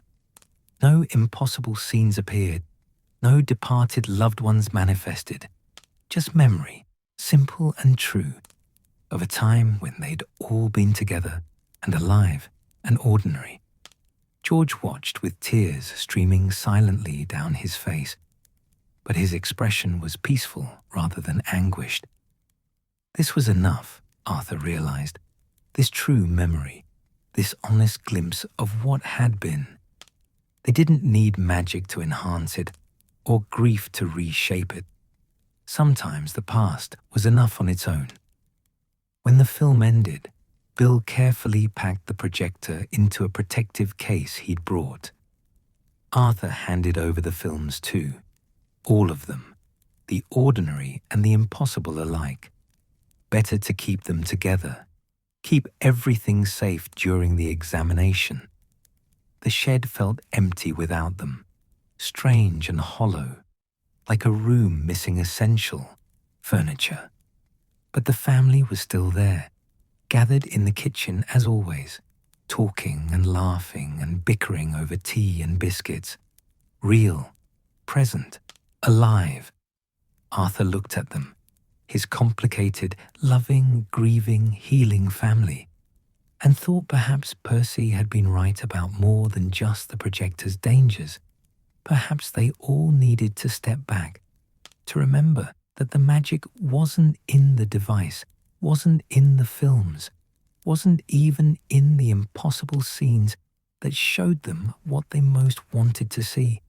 The magic was here, in this kitchen, in these people, in their choice to keep gathering, keep loving, keep living even when living hurt. The projector could show them the past, but only they could create the future. And maybe, Arthur thought, as George laughed at something Charlie said, maybe that was enough.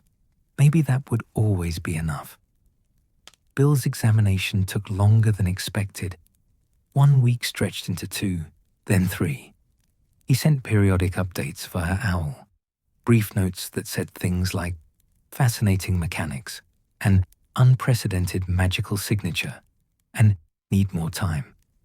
Arthur tried not to read anxiety into the lengthening silence, but it was there nonetheless, a low hum of worry that colored his days. The family adapted to the projector's absence in different ways. Ron seemed barely to notice, caught up in aura training and his relationship with Hermione. Ginny and Harry were traveling for Quidditch, sending cheerful postcards from various international stadiums. Charlie returned to Romania. Percy, who hadn't been attending regularly anyway, sent a brief note saying he was glad they were being cautious. But George struggled. Arthur saw it in the way his son visited the Burrow more frequently, always with some excuse, bringing by new products from the shop, helping with garden gnomes just passing through. He'd wander out to the shed, stand in the doorway looking at the empty space where the projector had been, then wander back with a forced smile and a too-bright conversation about nothing in particular. "He's not doing well," Molly said one evening after George had left. They were washing dishes together, falling into the comfortable rhythm of decades of partnership. Without the films to look forward to, he's lost again. "Maybe that's necessary," Arthur said, though the words felt harsh even as he spoke them. Maybe he was depending on them too much, using them as a crutch instead of actually healing. Or maybe they were helping him heal in the only way he could manage, Molly countered. "Grief doesn't follow a straight path, Arthur. There's no right way to do it." "I know that. Do you?" She turned to face him, suds dripping from her hands. "Because it sounds like you're judging him for needing something we all needed. We all looked forward to those Saturday nights. We all wanted to see the past again, to remember when things were simpler and everyone was alive. George just needed it more openly than the rest of us." Arthur set down the plate he'd been drying. "I'm not judging him. I'm worried about him. There's a difference." "Is there?" Molly asked, but her tone was gentler now. "I'm worried too, but I think cutting him off from the projector entirely, with no end date, no certainty about when or if he'll see those images of Fred again, I think that might be worse than whatever risks the projector posed." She was right, of course. she usually was about their children, understanding their hearts in ways Arthur sometimes missed. He'd been focused on the magical dangers, on making sure they weren't being manipulated or corrupted by an increasingly powerful object. But he'd forgotten to fully consider the human cost of taking it away. "Bill will finish his examination soon," Arthur said. "Then we'll know what we're dealing with. And if he says it's too dangerous to use?" Arthur didn't have an answer for that. Bill's owl arrived on a Tuesday morning, carried by a bedraggled post owl that looked exhausted from the journey. The note was brief: "Examination complete. Results complicated. Family meeting recommended. Tonight if possible." Arthur sent replies to all the children immediately. By 7 that evening, they'd gathered, everyone except Charlie, who couldn't get away from Romania on such short notice, but he'd arranged to listen via magical communication mirror. Bill had brought the projector bag in its protective case. He set it on the kitchen table with the careful reverence of someone handling something potentially dangerous.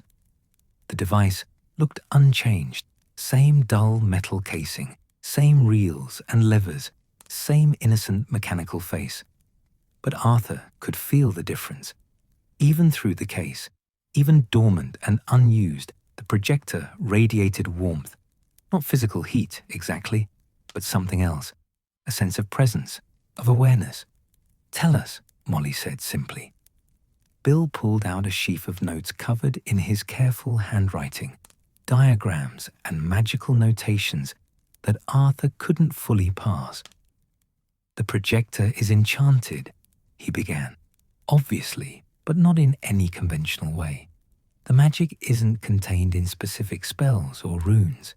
It's more organic than that. It's grown." "Grown how?"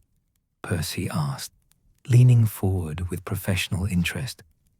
"Through use and emotional exposure," Bill said. "Every time you gathered to watch films, every strong feeling in that shed, grief, love, nostalgia, longing, fed magical energy into the device. It absorbed that energy and adapted, becoming more sophisticated, more capable." "So Hermione was right," Arthur said. "It's responding to our emotions." "Yes and no," Bill said. "Initially, it probably was just reflection, showing you what you collectively remembered or wanted to see. But it's evolved beyond that now. It's developed something like, I don't want to say sentience exactly, but perhaps proto-sentience, a rudimentary form of awareness." George had gone very pale. "You're saying the projector is alive?" "I'm saying it's become something more than an inanimate object," Bill clarified. "It recognizes patterns in the emotional energy it receives. It responds to specific people, particularly you, George, because your grief was the strongest and most consistent. And it's learned to show images that aren't just memory or wish fulfillment, but something in between. Interpretations of what might have been, should have been, could still be. The scenes with Fred," George said hoarsely, "those weren't just my imagination. They were your emotions given form through the projector's magic," Bill said, "which makes them real in every meaningful sense. But they're not communications from Fred's spirit, if that's what you're asking. The projector can't actually reach beyond death. What it can do is access the emotional imprint Fred left on all of you and manifest that into visible form. So it's showing us our own feelings," Hermione said, processing rapidly. "Our collective memory and love for Fred, shaped into images we can see and understand." "Essentially," Bill agreed. "Is it dangerous?" Molly asked, cutting to the heart of the matter. Bill hesitated. "That depends on your definition of dangerous. It's not cursed. It's not trying to harm anyone, or manipulate you toward destructive behavior, but objects that feed on emotion and grow stronger through use can become problematic. Not evil, exactly, but potentially overwhelming. Explain, Arthur said. The projector has learned to show you what you need to see, Bill said, or what it thinks you need. Right now, that's mostly comforting images, happy memories, reassuring messages, gentle nostalgia. But magic that responds to emotion doesn't distinguish between healthy processing and destructive obsession. If someone started using it to escape reality rather than process grief, the projector would likely accommodate that. It would show them whatever kept them coming back, whatever kept feeding it emotional energy. Like an addiction, Percy said quietly. Similar to one, Bill confirmed. Not identical. There's no physical dependency, no withdrawal symptoms beyond emotional ones. But the potential for psychological reliance is definitely there. All eyes turned to George. He sat very still, his expression unreadable. You think I'm addicted to it, he said flatly. I think you've been depending on it heavily, Bill said carefully. I think these weeks without it have been difficult for you. And I think if we resume regular use, you need to be very, very honest with yourself about whether it's helping you heal or preventing you from moving forward. George's jaw tightened. So what are you recommending? That we destroy it? Lock it away forever? Deny me the only thing that's made Fred's loss even remotely bearable? George, Angelina started, but he pulled away from her touch.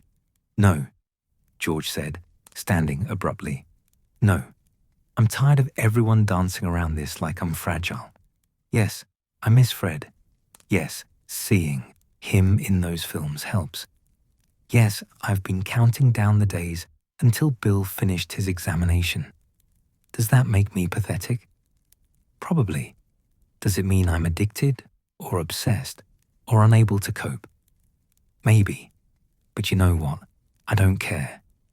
He turned to face them all, his expression fierce. Fred was half of me, half of my identity, half of my life, half of everything I understood about who I was. And then he died, and I've spent 2 years trying to figure out how to be a whole person when I'm fundamentally incomplete. The projector let me see him again. Let me remember that we were real, that our partnership mattered, that I'm not just making up how good things were before. His voice cracked. So, yes, Bill, I'm dependent on it. I need it. And if that makes me weak or unhealthy or whatever term you want to use, then fine. I'm weak, I'm unhealthy. But I'm also still here, still functioning, still running the shop and showing up for family and trying to build a life. The projector hasn't destroyed me. It's been the only thing keeping me together. The kitchen was silent. Then Molly spoke, her voice thick with tears. Oh, sweetheart, no one thinks you're weak, don't they? George looked around at his family. Because that's what it feels like. Like you all think I should be over this by now. Like 2 years is enough time to stop grieving and move on and be normal again. That's not what anyone thinks, Arthur said firmly. George, we're worried about you, yes. We want to make sure the projector is helping rather than hurting. But no one expects you to be over losing Fred. That's not how love works. That's not how loss works. Then what do you want from me?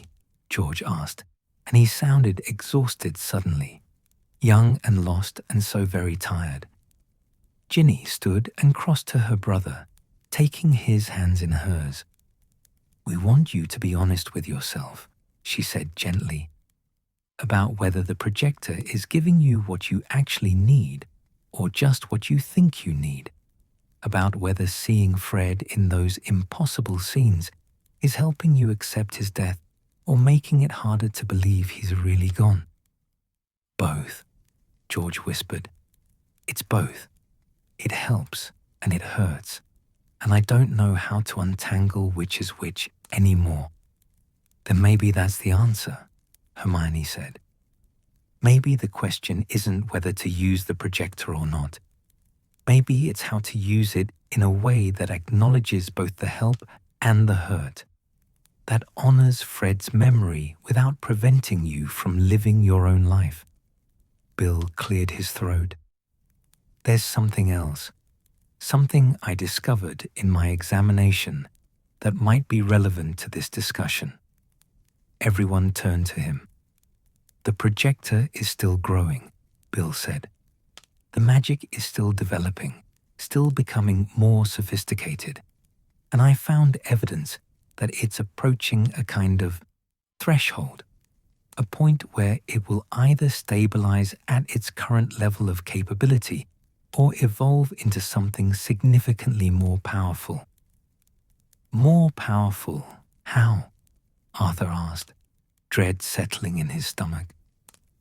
I don't know exactly, Bill admitted. That's what makes it concerning. But based on the patterns in the magical signature, I think the next major emotional event, the next time strong grief or longing is directed at it during use, will tip it over that threshold. And once that happens, its behavior becomes unpredictable. So we shouldn't use it at all, Percy said. Not until we know what that evolution might entail. Or we use it deliberately, Hermione countered.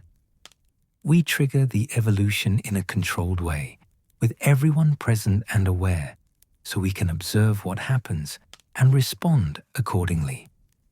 That's incredibly risky, Percy objected. So is leaving it dormant and uncertain, Hermione said. Magic doesn't like to be left incomplete. If the projector is approaching a threshold, it will eventually cross it, whether we're there to witness it or not. Better to be present and prepared. Arthur looked at the projector, sitting in its case on the kitchen table. 3 months ago, it had been a simple muggle device. Now it was something else entirely, something alive, or nearly so, something capable of showing them their deepest desires and their sharpest losses. He thought about Dumbledore's warnings, about the mirror of Erised, about the danger of dwelling in dreams. But he also thought about the genuine comfort the projector had provided, the way it had helped his family remember and honor and grieve together. We should vote, Molly said. Everyone here gets a say. We decide together as a family what happens next. Charlie should vote too, Ginny said, and Bill adjusted the magical mirror so their absent brother could participate. Options, Arthur said, organizing his thoughts. 1. We destroy the projector now, before it evolves into something we can't control. 2. We lock it away permanently but don't destroy it, preserving the possibility of future use if we better understand the magic. 3. We continue using it cautiously, accepting the risks but maintaining our family gatherings. 4. We deliberately trigger the evolution Hermione suggested, observing what happens in a controlled environment. Those aren't the only options, George said quietly. Everyone looked at him. There's a 5th option. We ask the projector itself what it wants. George, it's not conscious enough to... Bill started. Isn't it? George interrupted. You said it has proto-sentience, that it recognizes patterns, responds to people, adapts its behavior. That sounds pretty conscious to me. And if we're going to decide its fate, doesn't it deserve some input? It was an absurd suggestion. The projector was an object, a device, a thing made of metal and glass and accumulated magic. It couldn't want anything. It couldn't have preferences or desires or opinions. But Arthur thought about the warmth under his palm when he touched its casing. The way it seemed to hum with something like contentment during their gatherings.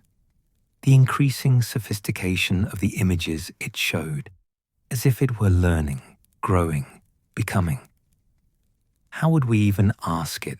Percy said, but his tone was more curious than dismissive. "The same way we've been communicating all along," George said. "Through emotion, through use. We set up the projector, and we let it show us what it wants to show us. No pre-selected films, no expectations.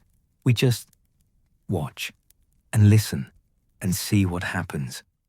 That's essentially option 4, Hermione pointed out, deliberately triggering the evolution. "No," George said. "Option 4 is about us controlling the situation. This is about letting the projector participate in its own fate. There's a difference." Molly was nodding slowly. "I think George is right. We've been treating the projector as something that happens to us, something we need to control or manage. But it's grown from our love, from our grief, from our family's essence. In a way, it's as much a part of this family as any of us. It deserves to be part of the decision." "That's anthropomorphizing a magical object," Percy said, but his protest sounded half-hearted. "Is it?" Molly challenged. "Or is it recognizing that magic doesn't always fit into neat categories? That something can be both object and entity, both tool and participant?" Arthur looked around at his family, at their uncertain faces, their careful hope, their willingness to consider impossible possibilities. This was what made them who they were. Not their caution or their wisdom or their careful risk assessment, but their fundamental belief that love mattered more than logic, that connection trumped convention. "All in favor of option 5, he said, asking the projector to show us what happens next on its own terms with all of us present. One by one, hands rose, even Percy's, after a long hesitation, even Bill's, despite his professional concerns. Charlie's voice came through the mirror. I'm in." Only one person hadn't voted. Arthur turned to George. "You suggested it. Are you certain?" George looked at the projector case, his expression complex. Fear and hope and grief and determination all mixed together. "No," he said honestly. "I'm not certain about anything anymore, but I'm tired of being afraid, tired of half living because I'm scared of what might happen if I fully engage with my grief. If the projector can help me understand what I need, really need, not just what I want, then yes, let's ask it." He reached for the case, then paused. "But I need you all there. Whatever happens, whatever it shows us, I can't face it alone." "You're not alone," Arthur said, and meant it with every fiber of his being. "You've never been alone. Even when Fred died, even when you felt like half of you was missing, you've always had us, all of us, and we're not going anywhere." George's eyes filled with tears, but he nodded. "When do we do this?" "Tomorrow," Molly decided. "Saturday, like always. We'll gather in the shed, all of us who can be there, and we'll let the projector show us what comes next." "And if it's dangerous," Percy asked. "Then we face it together," Bill said. "That's what families do." That night, Arthur stood in the shed alone, the projector case open before him. The device sat quiet in its foam padding, warm and waiting. He placed his hand on its casing and felt that now familiar pulse of awareness, of presence. "Tomorrow," he told it softly. "Tomorrow we'll see what you've become, what we've made you, And whatever happens, whatever you show us, we'll face it together." The projector hummed, so quietly Arthur might have imagined it, or might not have. In the darkness, the future waited, uncertain and inevitable. And the Weasley family, as always, would meet it head on. Saturday arrived, dressed in autumn gold, the kind of October day that felt like a gift after weeks of rain.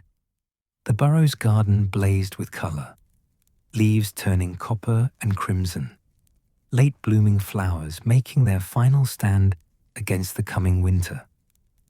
Arthur stood at the kitchen window, watching his children arrive one by one, and thought about endings and beginnings and the strange way they often look the same. Bill and Fleur came first, Victoire sleeping against her father's shoulder.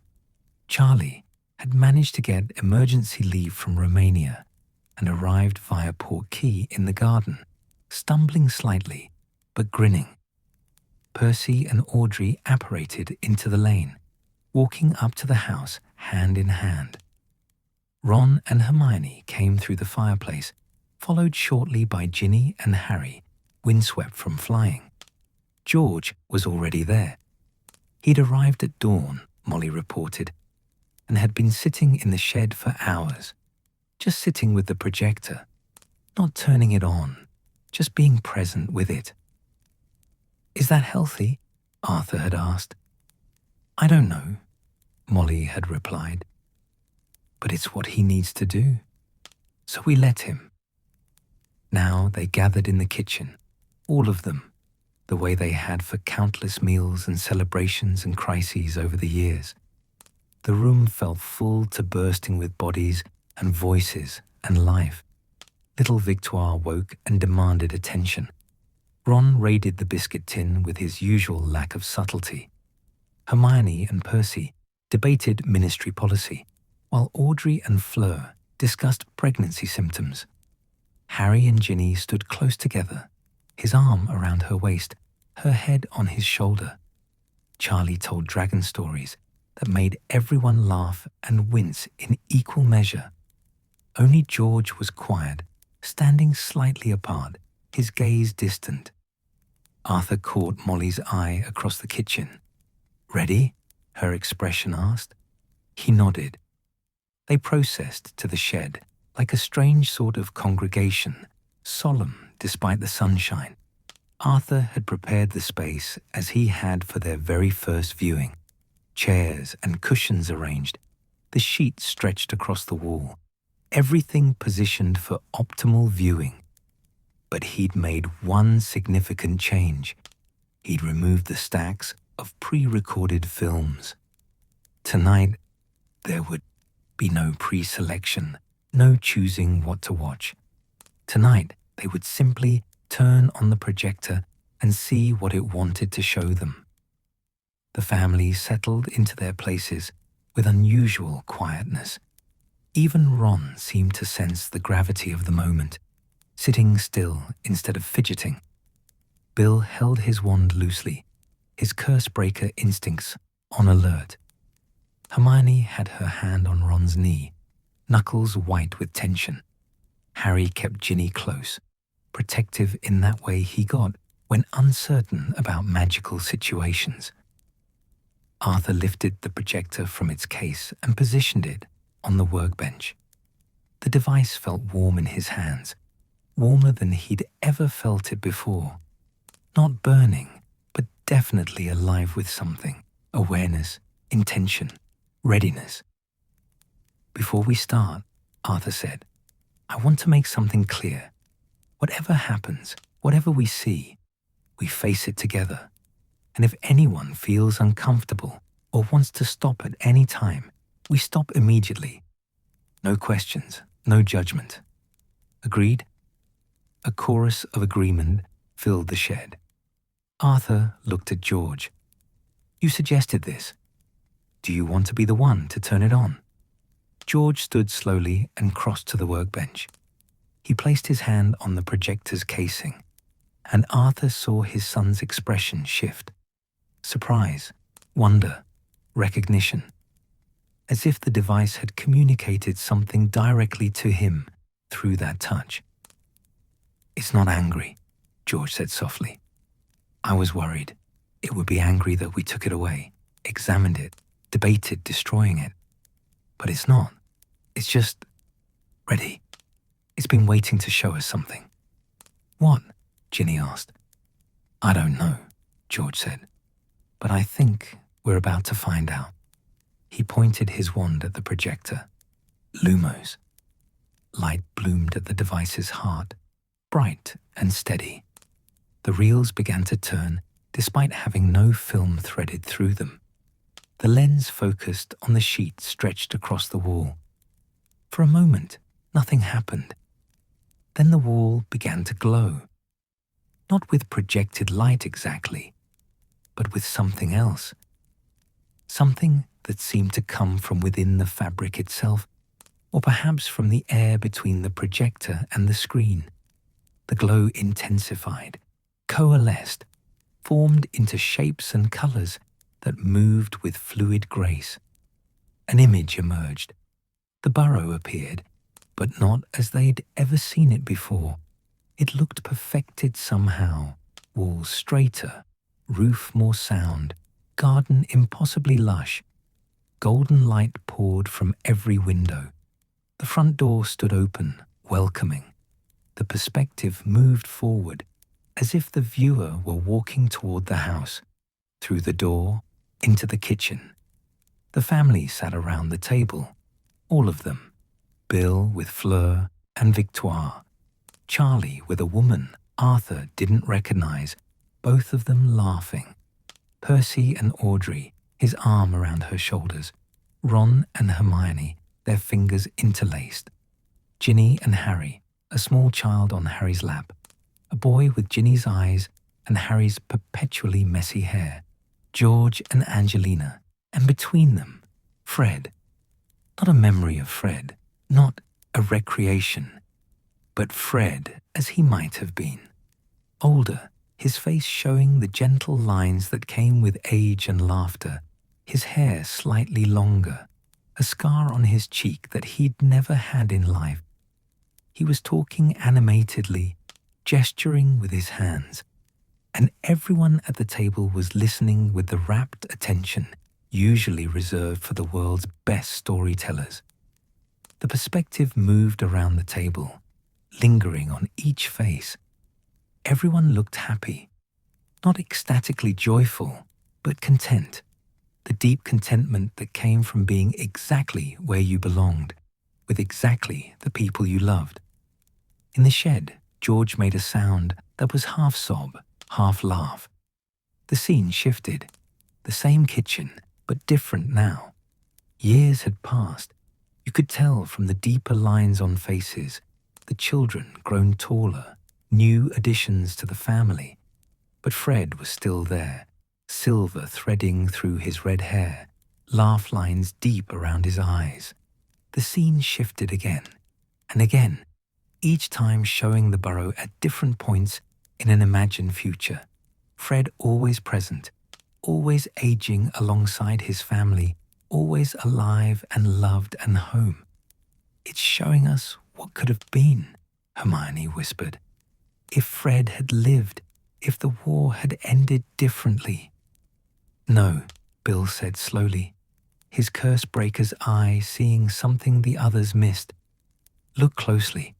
The rest of us aren't quite right. Charlie's girlfriend, that's not anyone real. The child on Harry's lap has features that don't quite make genetic sense. Percy's wearing robes in a style that hasn't been invented yet." "It's showing us what should have been," Harry said quietly. "Not what could have realistically happened, but what we feel in our hearts should exist. The world we wish we lived in." The images continued. Fred at George's wedding. Fred holding his first nephew. Fred teaching a group of children what looked like a charms class. Professor Weasley, perhaps, in some alternate timeline. Fred grey-haired and laughing at some future Christmas. surrounded by more children and grandchildren than Arthur could count, all of them bearing the Weasley red hair in varying shades. And then, gradually, the images began to change. Fred's figure became less distinct, more translucent, not fading exactly, but transforming into something else, into light, into warmth, into a presence that suffused the scenes without being a specific person anymore. The images showed the family continuing, meals and celebrations and ordinary moments. But now Fred existed as atmosphere rather than individual, as love remembered rather than person present. The perspective shifted one final time, pulling back from the Burrow, showing the whole house glowing in the twilight. And then, impossibly, the image showed the shed itself, showed all of them sitting there watching the wall, showed the projector creating these images of grief and hope and transformation. The projector showed them watching themselves watch. It showed them what they needed to see. The recursion was dizzying, beautiful, perfect. And then Fred appeared one last time, not in the Burrow, not at any specific moment, but standing alone against a background of golden light. He looked at them, really looked at them, his eyes meeting each of theirs in turn, as if the projector knew exactly where everyone sat. His mouth moved, and though there was still no sound, Arthur could read the words clearly. "I'm all right. You're all right. We're all going to be all right. Let me go. Let me rest." George stood abruptly, his chair clattering backward. He walked toward the screen, toward his brother's image, his hand reaching out as if he could touch the light. "Freddie," he whispered. The image of Fred smiled, that brilliant, mischievous smile they all remembered so well. Then he placed his hand over his heart and pointed at George. "Love you, you get." And he faded, not dramatically, not with flourish or ceremony, just a gentle dissolution, like morning mist burning away under the sun. There one moment, gone the next, leaving only warmth and light behind. The projector's reels stopped turning. The glow faded from the wall. The ordinary darkness of the shed returned, broken only by the soft wand light from several sources. George stood at the front of the room, his hand still outstretched, tears streaming down his face. He said, "Let him go," George said, his voice breaking. He said, "Let him rest." Molly moved to her son, gathering him into her arms. He collapsed against her, and she held him the way she had when he was small, when scraped knees and hurt feelings could be fixed with a hug and a biscuit. Only this hurt was so much bigger, so much more impossible to fix. "I don't know how," George sobbed into her shoulder.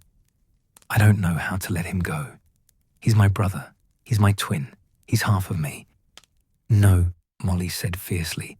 "No, sweetheart. He was your brother, your partner, your best friend. But he was never half of you. You were always whole, both of you. You just fit together so perfectly that it felt like you were one person. But you weren't. You were two complete people who chose each other every day, and you're still complete without him. You're just different now, changed, but not half." George pulled back, his face blotchy and wet. "How do you know?" "Because I'm your mother," Molly said simply.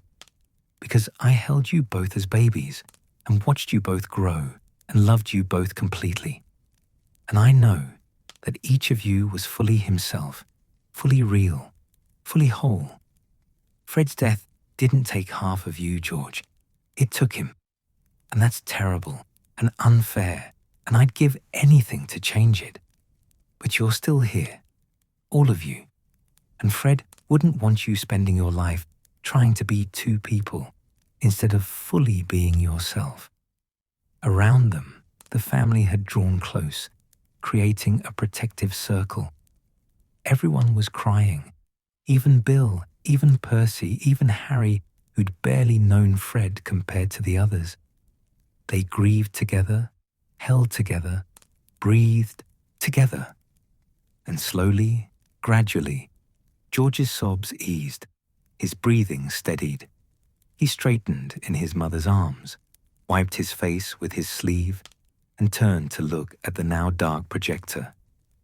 "Thank you," he said to it, "for showing me what I needed to see, for showing us all what we needed."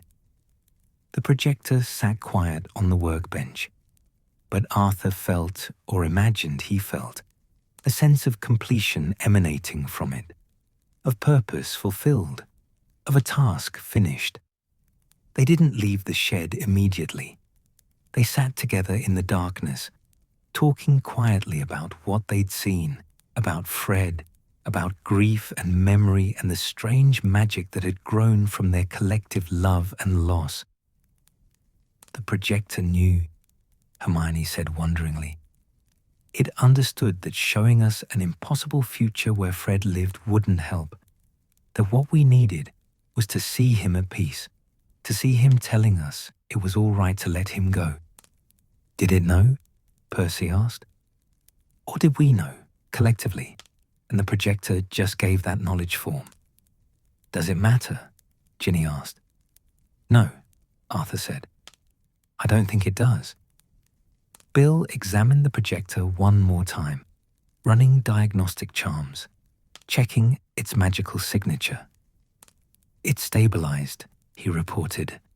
"The evolution is complete. It's reached its full potential and I think it's done. I don't think it will show us anything else, even if we try to use it again. It gave us what it was meant to give us, and now it's just a projector again." "Is it though?" Ron asked. "Just a projector?" Arthur picked up the device, feeling its warmth one last time. "No," he said. "It'll never be just a projector again. It'll always be the thing that helped us grieve, that showed us it was possible to remember without drowning, that gave us permission to let Fred rest." He looked at George. "What should we do with it?" George was quiet for a long moment. Then he said, "Keep it, but not for using, just for having. Like you'd keep a photograph or a letter or any object that meant something important. We'll know it's there if we need it. But I don't think we will. Not anymore." The family dispersed slowly, reluctant to leave the intimacy of the shed for the wider world. But eventually, they drifted back to the house, to tea and biscuits, and the comfortable chaos of a Weasley gathering. Arthur stayed behind with the projector.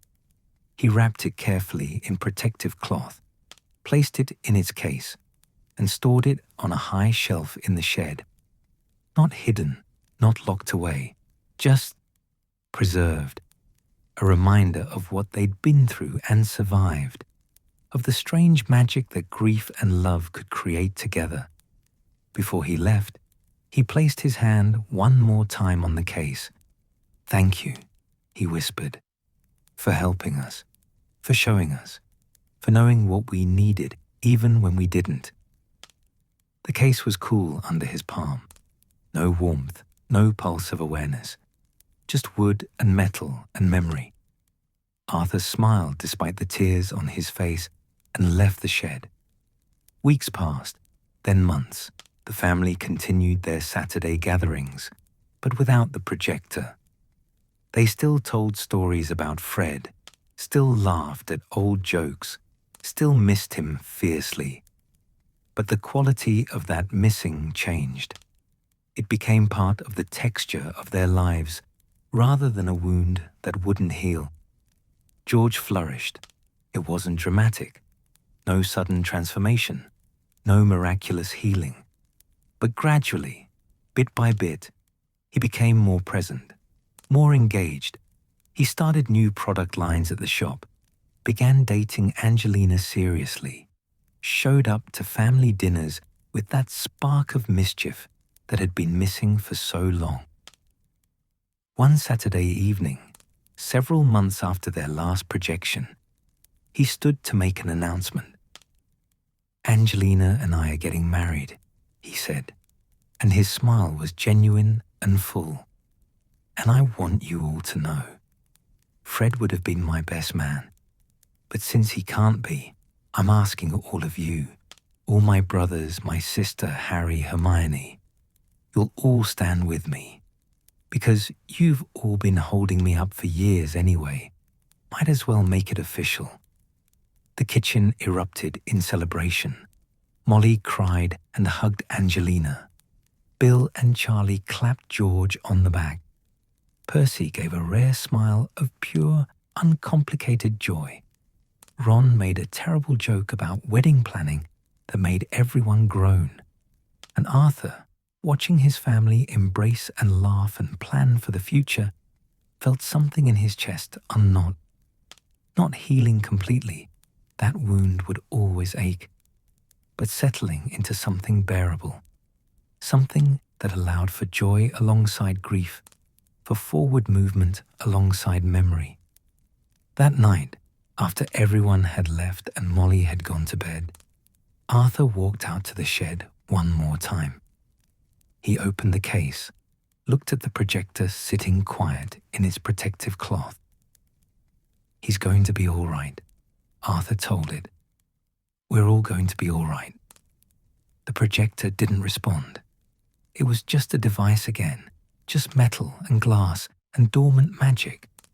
But Arthur thought he felt, or imagined he felt, a sense of satisfaction in the air, of purpose completed, of love acknowledged and honored, and finally, gently, allowed to rest. He closed the case, switched off the shed light, and walked back to the house where his wife waited, where his family would gather again next week, where life continued, messy and complicated, and full of both sorrow and joy. The projector remained in the shed, a keeper of memories, a reminder of how grief could transform into something beautiful when held in the hands of people who loved each other enough to face the darkness together. And in the Burrow's kitchen, in bedrooms and gardens, and all the ordinary spaces where the Weasleys lived their lives, Fred's absence was still felt, but it no longer consumed them. They had let him go. They had let him rest. And in doing so, they had finally learned how to live fully again, not in spite of losing him, but because they had loved him enough to grieve him properly, to honor him completely, and to understand that the best way to remember the dead was to keep living with purpose and joy and connection. The machine of memory had taught them that, and it was enough. It would always be enough.